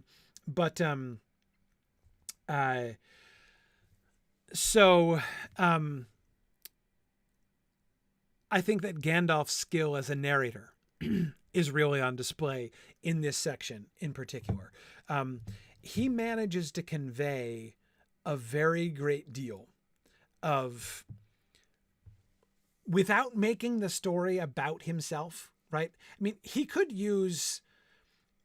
spend the whole time just describing his own internal state, right? Gandalf could tell a version of this story in which he's just being like, and then I felt this, and then I was going, and I was thinking this would probably happen, and I was like, no, oh, but wait, maybe yes, but then I saw this, and then I was like, oh man, and then I was, right? He could tell the story that way, right? But he doesn't tell the story that way. Instead, the way that he uses, as we said, the references to the Gaffer and the quotation from the Gaffer, and the way that he evokes all of those different emotions. I mean, he does successfully convey this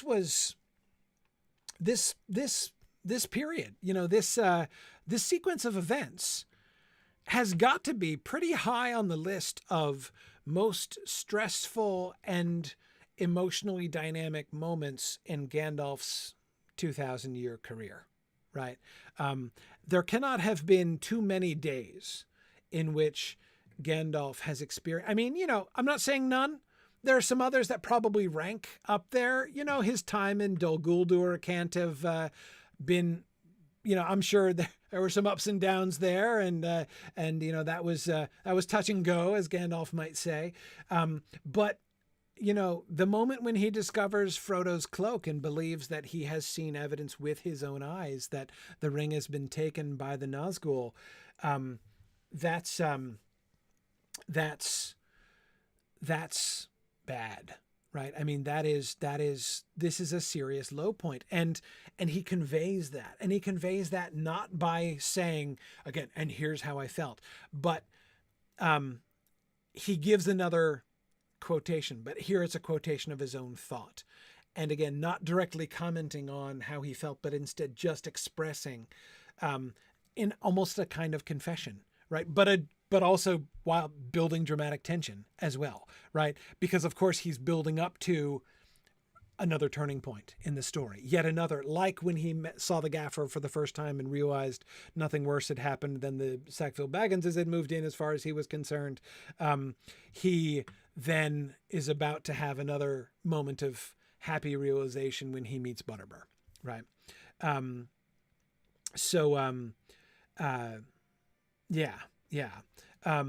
Exactly. Green Great Dragon. There's going to be another moment of eucatastrophe. Now he's had an up and down day, right? He's already had a eucatastrophe, which then bottomed out right after that. He's about to get another one, which is still going to be open-ended, right? He's still not going to know what's going to happen, but he's about to be much more enduringly reassured than he was from his talk with Gaffer Gamgee. But how does he set that up? How does he build the tension for that? By confessing his own violent thoughts, right? His own what's the phrase? Violent ideations towards Parliament Butterbur here, right? When he talks to Butterbur, yes, is what I'm talking about. About the did I say, if I said Weathertop, I didn't mean it. He'll get to Weathertop later, but that's not what we're talking about yet. Butterbur, they call him. If this delay was his fault, I will melt all the butter in him. I will roast the old fool over a slow fire. He expected no less, and when he saw my face, he fell down flat and began to melt on the spot.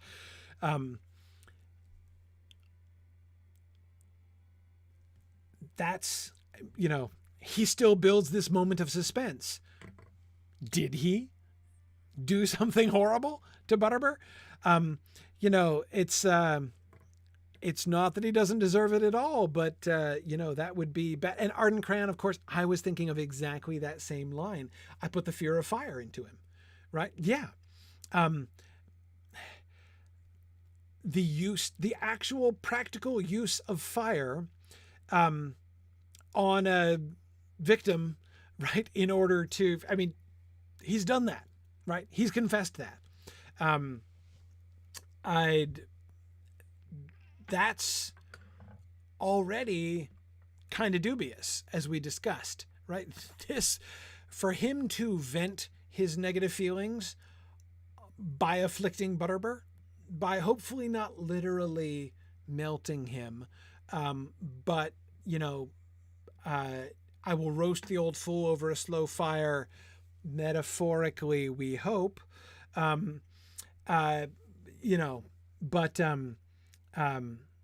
but anyway, yeah. And then, of course, Girthwin, exactly as you say, Butterbur ends up restoring his hope. Right? Absolutely. That's, of course, the sudden turn which Gandalf is building into the story, right? That we're sort of getting to there.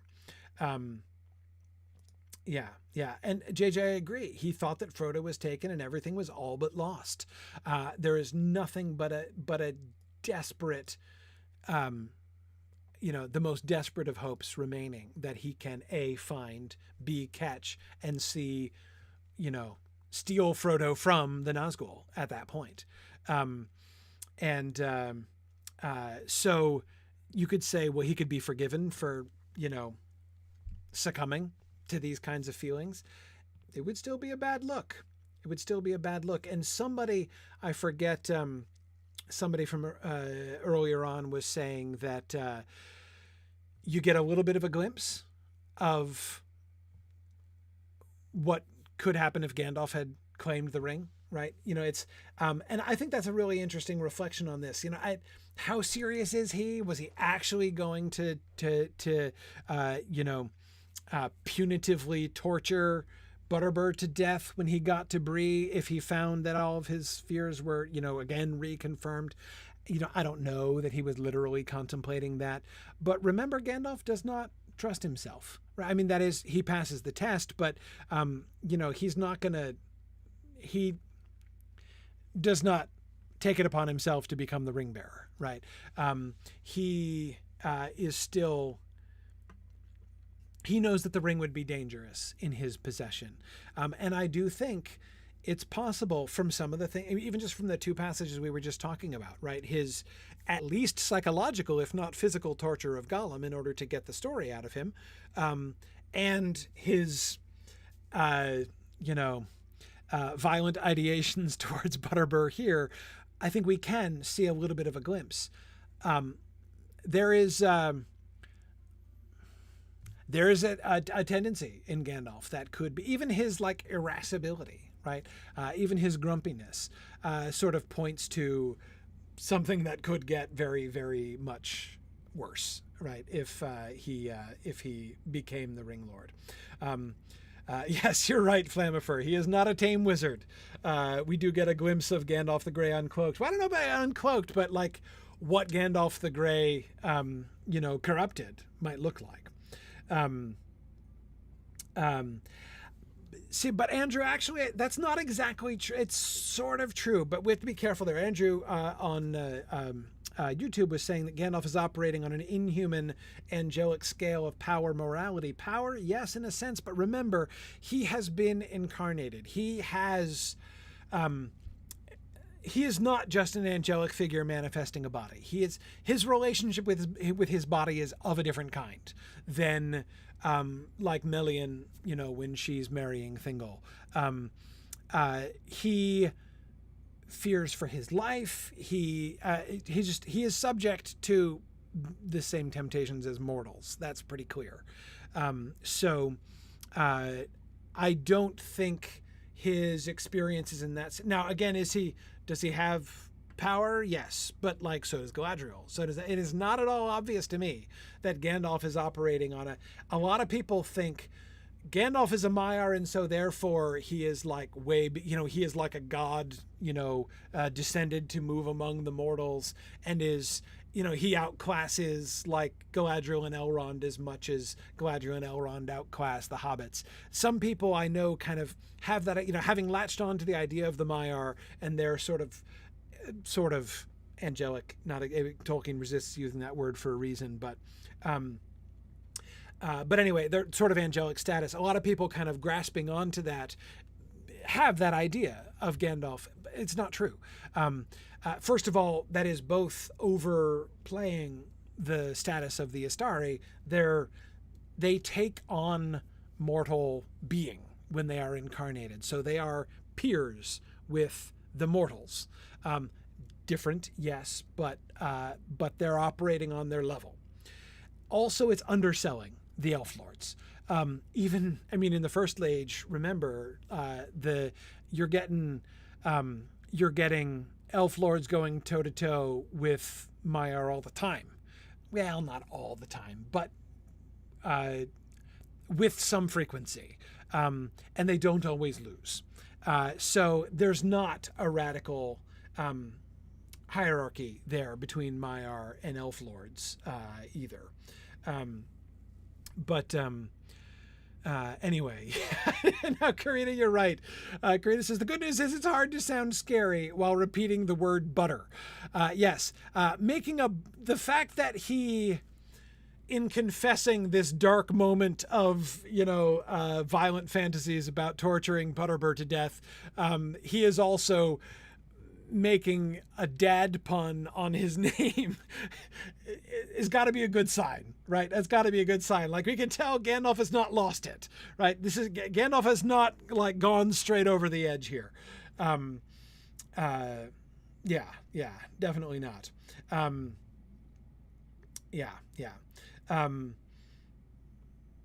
Good. Tony, I think that's a really good way to say it. The difference between the Maiar that we can still meet in Middle-earth, like Gandalf incarnated, like the Balrog, like Sauron, like Saruman, who's incarnated also. As Tony says, it's not a difference in degree, it's a difference in kind. There are differences in degree, but it's not, again, if we think of them as a pure hierarchy of power, we're I think, being misled here. Anyway, okay. But anyway, like I said, lots of people think that way. But again, I think the text really suggests, yes, he's different, and he's more different when he comes back. Gandalf 2.0 is different, and we will get several clear pieces of evidence that things are different. Less clear about exactly how and in what way he's different. We'll get to those eventually. But he's definitely operating on a different basis when he returns than he is now. Okay. We will get to the sudden turn and the eucatastrophe next time.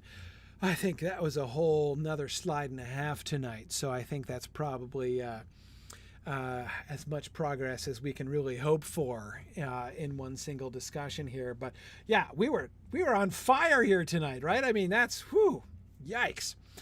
So we're gonna finish our text discussion there for the evening. Stay tuned for our field trip.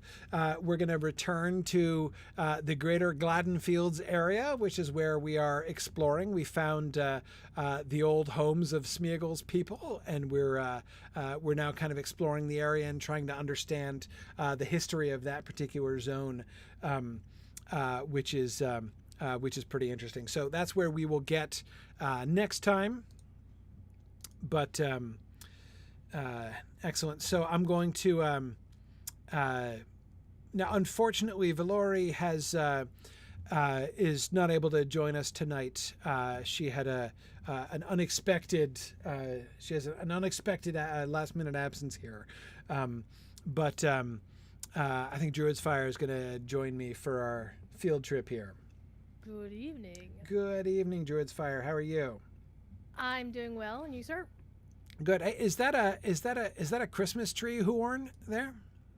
I do have one, yes, somewhere. Yeah, there's a little adorable. Might be D-Maze. animated Christmas tree there. That's just adorable. Okay. Oh, you're still in the lore. I'm actually already in Blumgard because I'm on great. my Guardian. Excellent. So I'm going to head to Blumgard. Blumgard is where we're going to meet up, and we'll set off from there again as we have the last few weeks. We might make it down to the next milestone tonight, but we'll see. We'll see how far we get. Indeed. If anybody wants to join our little party, send a tell to Curessa, favorite of Elrond. All right, here we go. So that's the art. Kyressa, Kyressa. Yeah, so if you're in the game, yeah, Kyressa. There we are. All right. All right, and we've got Dime Theriel here, so if we run into any wandering Balrogs, we'll be safe. That's always good to know. We've got Rosie Lass. There we go. Rosie Lass is here too. Very good. Okay, so let's head out towards the gate, which I always forget where that is from here. It's this way, right? Oh, yeah, got it in one. Okay, yeah, so let's meet up at the gate here. All right, had to get JJ in the party. Absolutely. No, Brandon, there aren't wandering Balrogs. I'm just saying that we would be equipped if there were. That's all. That's all. I'm just saying I don't fear them because we have. So I'm teasing Dime because of that memorable Mythgard Monday session several years back when we were doing the rift together and she accidentally killed the Balrog. You know, like you do, just kind of accidentally. It was an accident, so. Yeah, it could happen to anybody. You know, like when you just don't know your own strength. You know, you just. Still one of my all-time favorite raiding moments. All right. Are we ready? I think we're all here. I believe so. We've got a hunter in both groups. Guardian Excellent. in both groups. Cool. We've got shield wall on you, so hopefully you won't die. All right. We will see. Okay, so I'm gonna. I think heading around this way. This is the river with the waterfall, right? Yes. As I recall, when we headed like north of here and then went down, we found a relatively gradual approach to the crossing. Right. There's also the road that wraps around to the south that you'll let you cross the river without even needing to properly ford it. Okay. Well, this is kind of heading, as I recall, straight towards this is going straight into the heart of the country that we're going to be exploring. So once again, here we are on the river, and there's the excavation. So there is the site of the battle, the disaster at the Gladden Field. We are now headed to sorry, I was like completely submerged underwater there for a minute. Is that like a new thing? Do you actually like dive down and then come up? No, you can't. Yeah. Only if you play Standing Stone's other game. Yeah. Okay, looked like you totally could. I know, like Arnos was just saying, did you die? Yeah, I like completely vanished when I started swimming there. I'd never seen that before. Anyway, we're headed towards the slopes of the hills where the family of Smeagol once dwelt. And we're going to head a little further uphill. We were exploring the orc camp, and we saw evidence of dwarvish presence, dwarvish operations there before. And so it looked like the orcs had come and they had slain the dwarves that had been there. And what am I being attacked by? Wandering glooms? Yeah, I think so. Oh yeah, he's pursuing me. Yeah, they will. I'm being pursued by gloom. Oh dear. Give me a second to catch up. No worries. Uh-oh. I've got a frog team on my... I'm kiting all kinds of fun things. It'll be fine. That's fine. Yeah, I'm not too worried. Cool. And we are going to head up to the part of this map that I haven't seen. And of course, as everybody knows, what I really enjoy about these field trips, I've been exploring my way through Lotro in several different ways. The Lord of the Rings online adaptation is a delightful one. On my Friday Grifflet streams on the Lotro official Twitch channel, I've been exploring the whole quest story of the game and kind of going through the narrative of the game, and that's of course my number one interest. What we have kind of taken to doing here in our field trips in exploring the Lord of the Rings is exploring the world, looking at the whole kind of countryside, the entire world of Middle-earth as they've depicted it here, as they built it out here in the game, as adaptation, not just of course, the Lord of the Rings narrative itself, though that as well, of course, but of the entire world and the legendarium that we have, and which that of course, Standing Stone has the rights to depict. So I love seeing what they've done here, and I am interested to see, is this, what is this, a haystack? Is this deliberately piled hay? Kind of looks like it. Who made this haystack? That's weird. Why would there be a haystack here? Well, there are marsh tenders here. Is it right? So yeah, they're tending this. Right. JJ suggesting it could be a bog guardian nest. There are some marsh tenders, yes, and mossbacks, and they appear to be maddened. There's some that are frightened over here too. There's some that are maddened and some that are frightened. Oh dear. Yeah. Well, I feel bad that we're, if we're contributing to the emotional distress. Yeah, there's some others here. They must be nests. I've never seen those, or maybe if I did see them in the, maybe in the lone lands, they didn't look like that. We're gonna want to actually go up the hill, the path to above the waterfall. Okay. Is up there. Hang on, I'm kiting more marsh tenders now. Here I am adding to the psychological and emotional distress of marsh tenders all over the place here, apparently. Very distressing. Okay, so we need to get up there because I want to see what's up in the lake. So where's the path? How do we get up there? It's back a little ways here. We gotta backtrack. Yep, just a little bit. Okay. All right. Let's.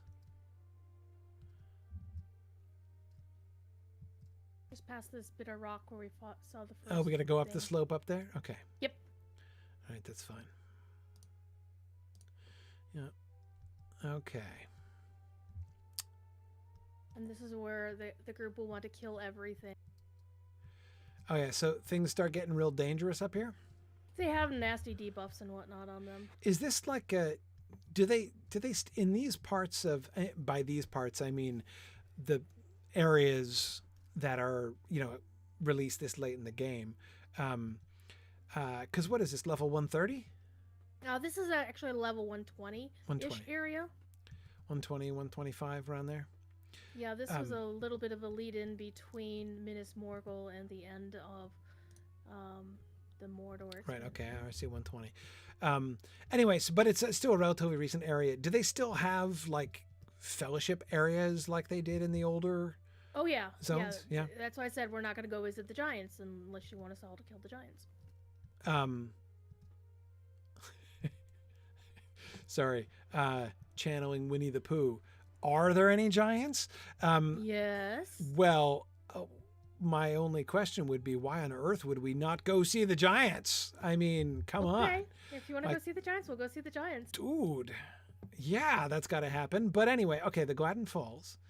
All right, so now let's pause here for a second by the falls and hopefully not fall off. But let's sit here with Bill the Pony. I think it's good to see Bill the Pony enjoying the view with us. Marvelous view. Now, we were speculating before, given where the location of the battle was, which we know wasn't in a swamp, that the topography has changed, right? The the course of the river has altered somewhat, and this was presumably not lowlands before. So we were speculating that between here and the edge of the river proper, over there on the far side of that rise in the middle where the excavation is, that was probably dry land, and so that's why this was a nice flat plain for the Númenórean army to march north on their way from Gondor to Arnor. So that still seems to hold perfectly well. But presumably, even in those days, this would have been here, right? I mean, this the difference here between the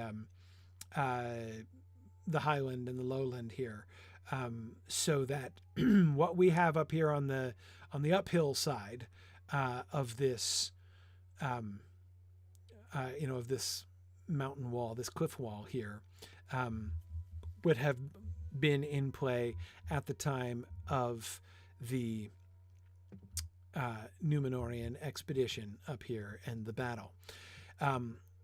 But good night, that's a lot more than I expected to find up here.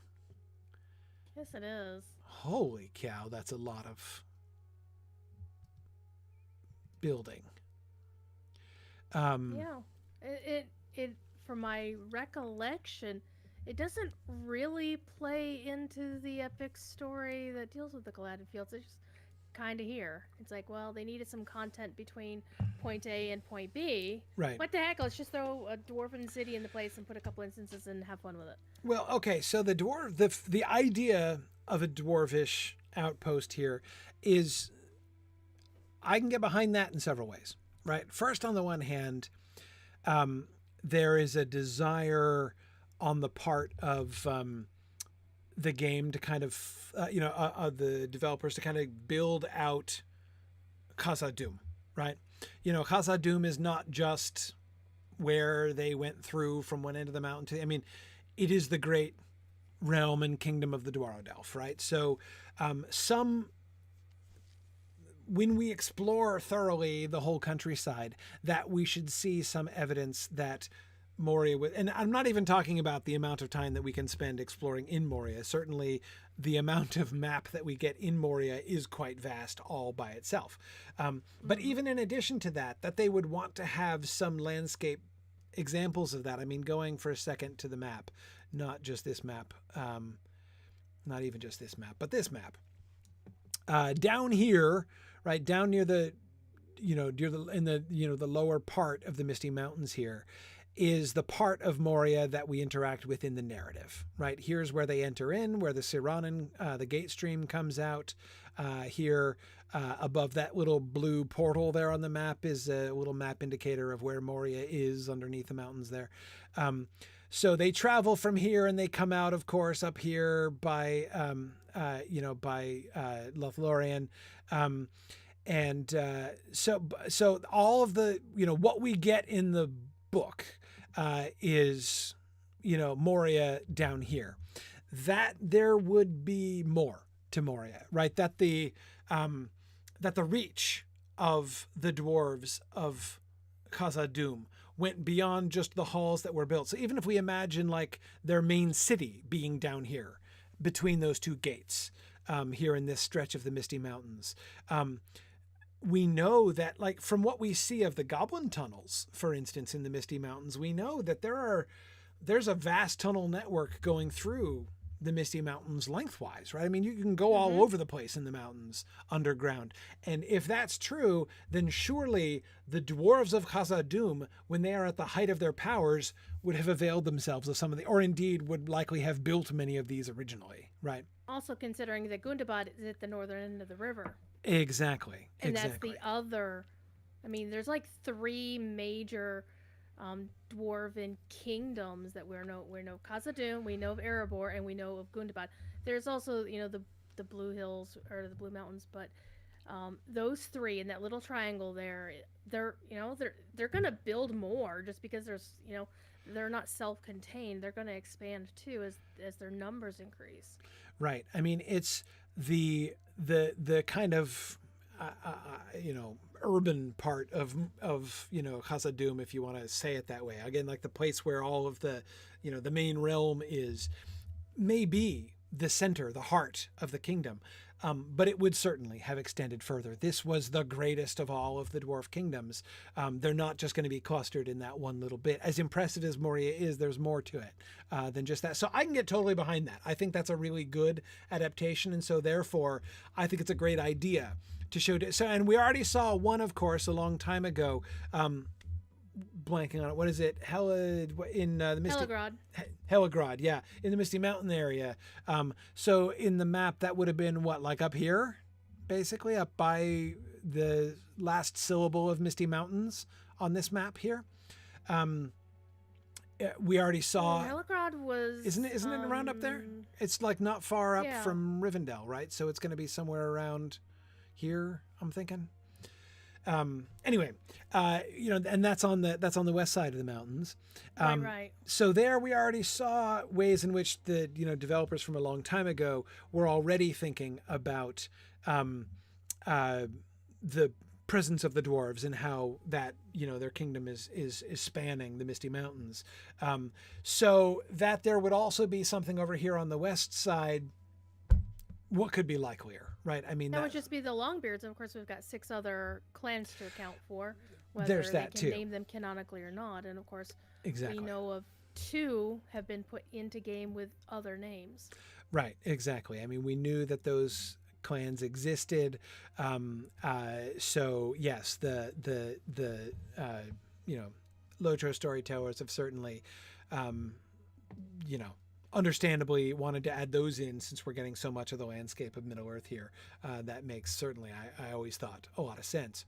By now most players are sick of dwarven politics. Right. What's your dwarf?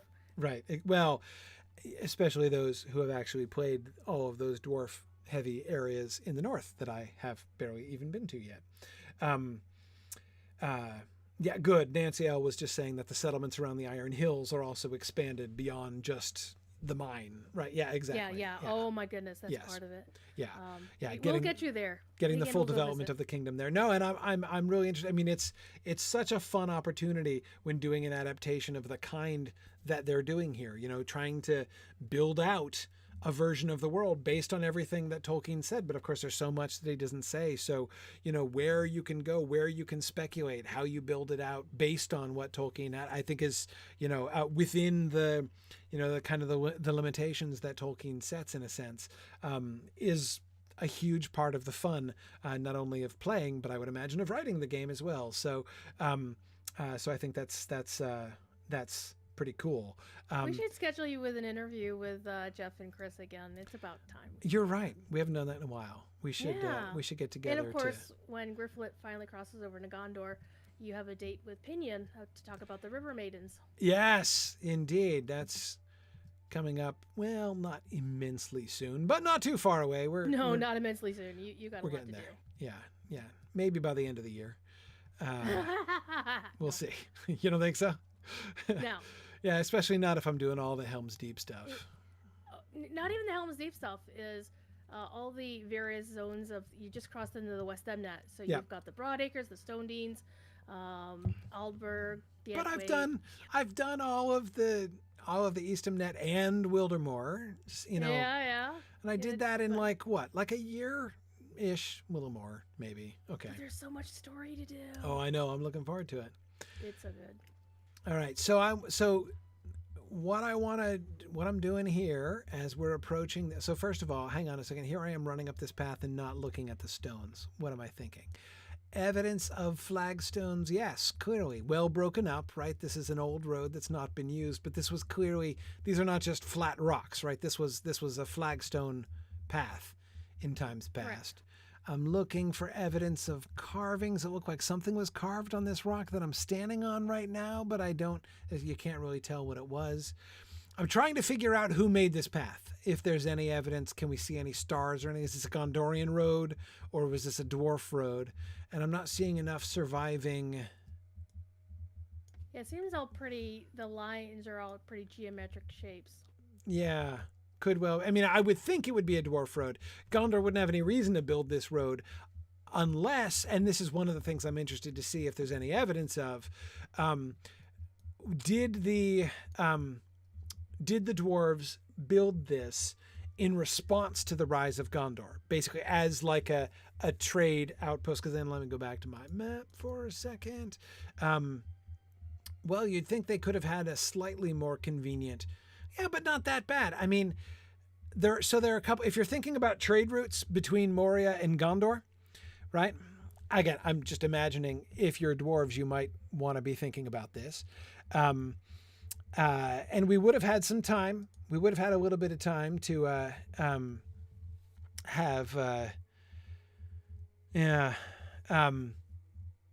but anyway, okay. So we have the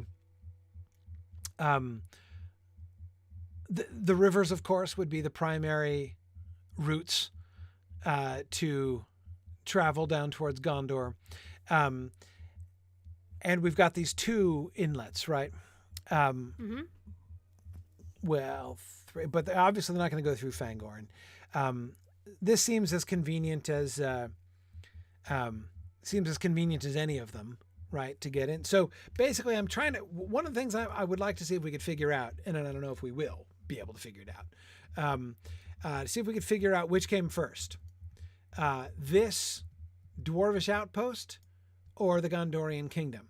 Because one of the things that I would like to sort of speculate about was this here. Were the dwarves here? Were there dwarf lookouts watching the disaster of the Gladden Fields? I mean, it just seems really conspicuous when you go to like where we were standing at the waterfall, right? You're looking out right over where the disaster happened, right? You would have that would have been a front row seat to the annihilation of the Gondorian army, of Isildur's army coming up. Were there any dwarves who had that front row seat? Or was this built afterwards, after the disaster has happened and before the during the first prosperity of the kingdom of Gondor? I'm not really sure. So we'll see if we can see now. I don't think I've ever seen a dude with a boat over his head before. Boatmasters are now a new thing in the game. I mean, I've seen people with little rowboats that you could take, like in, what's it called? Evendim. They're expanding that network. They've added a couple of new stops to that particular network because at some point, probably this year, they're going to be opening a level 40 to 50-ish area between Evendim and Trestlebridge that players have found called the Wildwood. Really? Between Evendim and Trestlebridge, huh? Yeah, Severin spoke about it recently when there was a Q&A with him. So you can kind of go downstream from Ered Luin all the way? Yeah, actually there is a dockmaster down in Newbury now. Interesting. Oh man, now I gotta go at King's Crossing. I'm gonna have to backtrack and re-explore the areas we've finished already. Okay. I asked Scenario about it when I was at the office. Was it last year? I can't remember if it was pre-COVID or pre-COVID. But I asked him, I was like, well, can you tell us about the Wildwood? And he said, no comment. Okay. He was not talking. Okay. Well, all right. So this place is fairly ruinous. Now, of course, it's kind of hard to say, this is old. Does that mean it's, older? 2,000 years old or 4,000 years old? Is a little bit hard to say. I mean, the dwarves of Moria have been there for an awful long time. So there's every... Okay. The sentence I was just about to say was there's every reason to think that the dwarves could have built this with no reference to Gondor at all. But why? What's the point of this? There are docks. We've already found the docks. Why would they need a point of reference for Gondor? They were their own kingdom. They didn't really care what happened to Gondor. Unless they wanted to trade. Trade was a thing the dwarves were into. So the rise of Gondor, again, Gondor would be the new neighbors, not close neighbors, but like the new neighbors down the road from Moria. And certainly they would be interested, I'm sure, in, Numenorian technology and metallurgy and stuff. I have no difficulty in imagining that the dwarves of Moria would be interested in trading with the Númenóreans of Gondor. But so that would be enough reason. But would they have any other reason? Is there anything? Is there any evidence that we can have?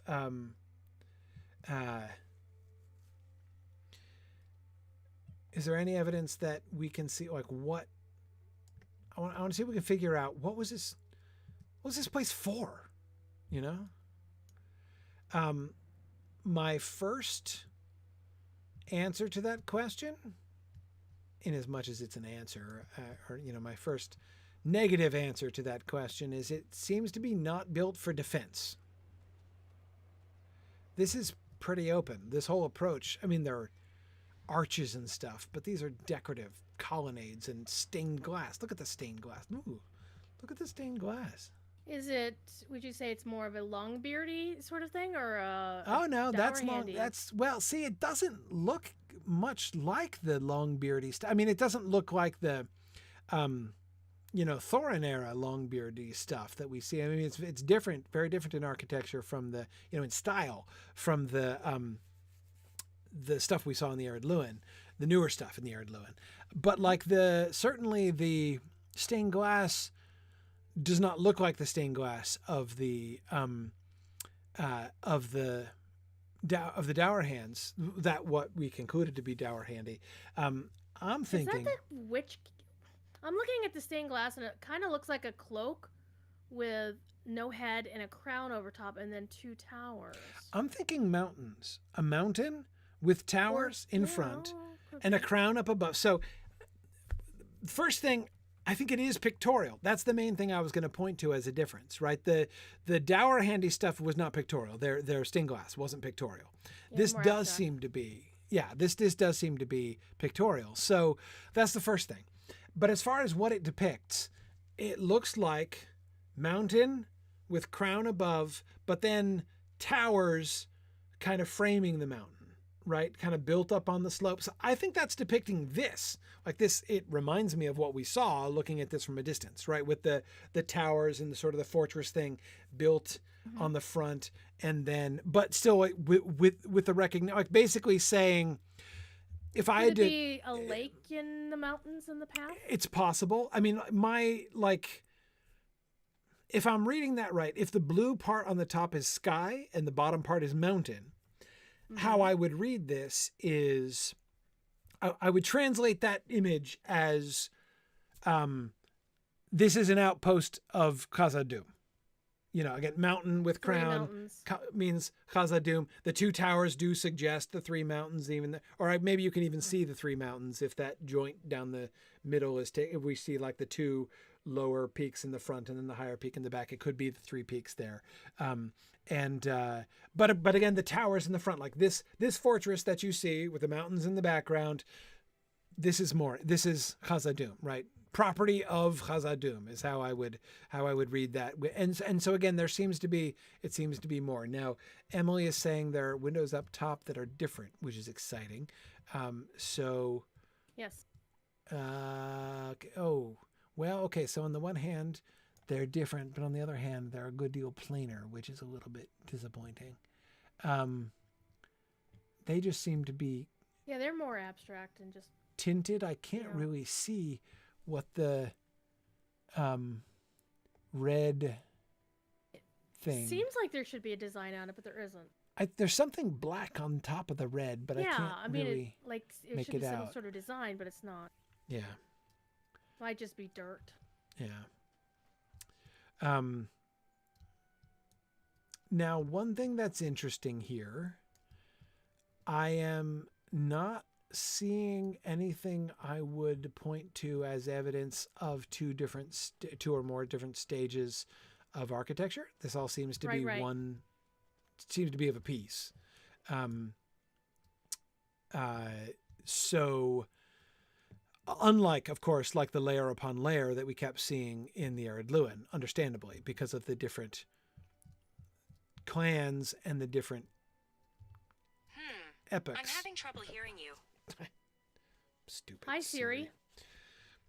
Siri, who occasionally decides to chip in, but she always has the same thing to say. Oh no, that's interesting. That's, of course, look, that's like classic Khazad-dûm. Big dwarf face with something coming out the mouth, but chains instead of waterfall. Instead of the waterfall forming a beard, the like angry face that's like, vomiting the chains forth. That's really intimidating. Much angrier and creepier, like the eyes, right? He's got these scary eyes, which again, we didn't see in the like waterfall beard statues inside Moria, right? But still, I don't know. I'd be of the grumpy same with chains sort. coming out of my mouth too. Yeah, I mean, again, I'm not saying he doesn't have a reason to be grumpy, but I mean, I don't know if this means they have like really uncomfortably pierced uvulas or something like that, but anyway. If you're running, you get the discovery for the instance if you want it. Run up to it. There's an instance? Where's the instance? Right where I am. Wait, oh, in the gate? Right. Yep. Okay, here I thought this was a swimming thing, but I guess there's still a bridge. Okay. Yeah. The depths of Kidzul Kala. Uh-huh. Okay. That way, if you ever want to go back in the future, you can then just use the instance finder without having to go all the way back here. All right, I completed the discovery thereof. There we are. Okay. Okay. We can get a closer look at some of the stained glass windows with this tower that's in the middle of the lake. Do a little bit of swimming. With the one straight at the kind of leaning tower right there? Yeah, the leaning tower in the lake. All right, let's There's see. nothing that's going to hurt us in the lake until you get too close to the north side and then giants. Okay. Well, I'm fine with giants. I Yeah, like they're cool. giants. I'm keen to see giants. Okay. So let's see where... It's very basic architecture. It really doesn't speak to dwarven artistry in their architecture. It's really basic. So here's what I'm trying to decide. Does that... Even the windows here, these windows are different from both of the others that we were looking at. They're not arched, for one thing. They're rectangular. But... The same basic pattern, though, if you look at the reflection. Yes. That I could see. I mean, of the glass itself. Yeah, with the big red dot in it. Right, well, a smaller dot. Where's the... Yeah. So, anyway, what I was saying was, because I agree with you, this is fairly simple.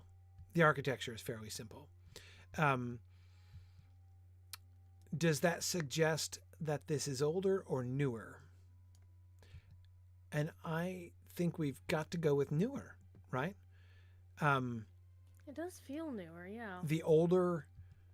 If this had been constructed closer to the glory days of Khazad-dûm, right? Closer to, in the time of Durin the Great, surely it would be greater, right? Yes. I mean, yeah, that's what I'm thinking of. I mean, if it's going to masonry change, is basic. right? The architectural skill of the dwarves is going to decrease over time, not increase over time. Right, That seems fairly that's clear. a lore point that game developers included in, Yeah. in content in Erebor. Yes. I really like the... Hang on. There we go. I really like the waterfall and the bridge. Mm-hmm.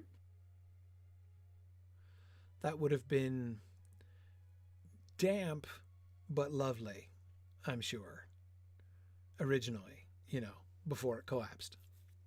Yeah, 'cause you can definitely see there's collapse, and it's not just like, oh, hey, orcs moved in to destroy the place. No. And the orcs haven't moved in, just spirits. Or have they? Well, we haven't seen any. We haven't seen We're any also yet. not on... There's another path that curves up the side of the mountain to the south, and you can go closer to the bridge up there. I see. Okay. You can also follow the path north across the mountain, and you'll find a... Don't follow it, because you'll find a very familiar place that you can't get back from. Okay. Okay. Hey, Where look, there's there's lots Metal of Makar and his snow. shining belt, and snow, stars and snow, and mist over the misty mountains, and what a lovely Nice. evening this has been. It is. Excellent. Okay, so I'm going to tentatively conclude, based on the fairly tenuous evidence of what does look to me like, I mean, this, I agree with you when you compare this architecture to the architecture in like the, center of Khazad-dûm. This does look more basic, more crude. This does not really look like their best work. So I would therefore conclude, tentatively, that it was probably later rather than earlier by the dwarves, and that it is therefore probably post-dates the disaster of the Gladden Fields. There probably was not a group of dwarves munching popcorn watching the disaster of the Gladden Fields from the top of the waterfall, which is, it's nice to think that that did not happen. So yeah, I think, and that makes sense anyway, because we know that there were dwarves who were fighting on the side of the, all of the peoples were represented at the, the battles of the Last Alliance, the battles of Dagorlad.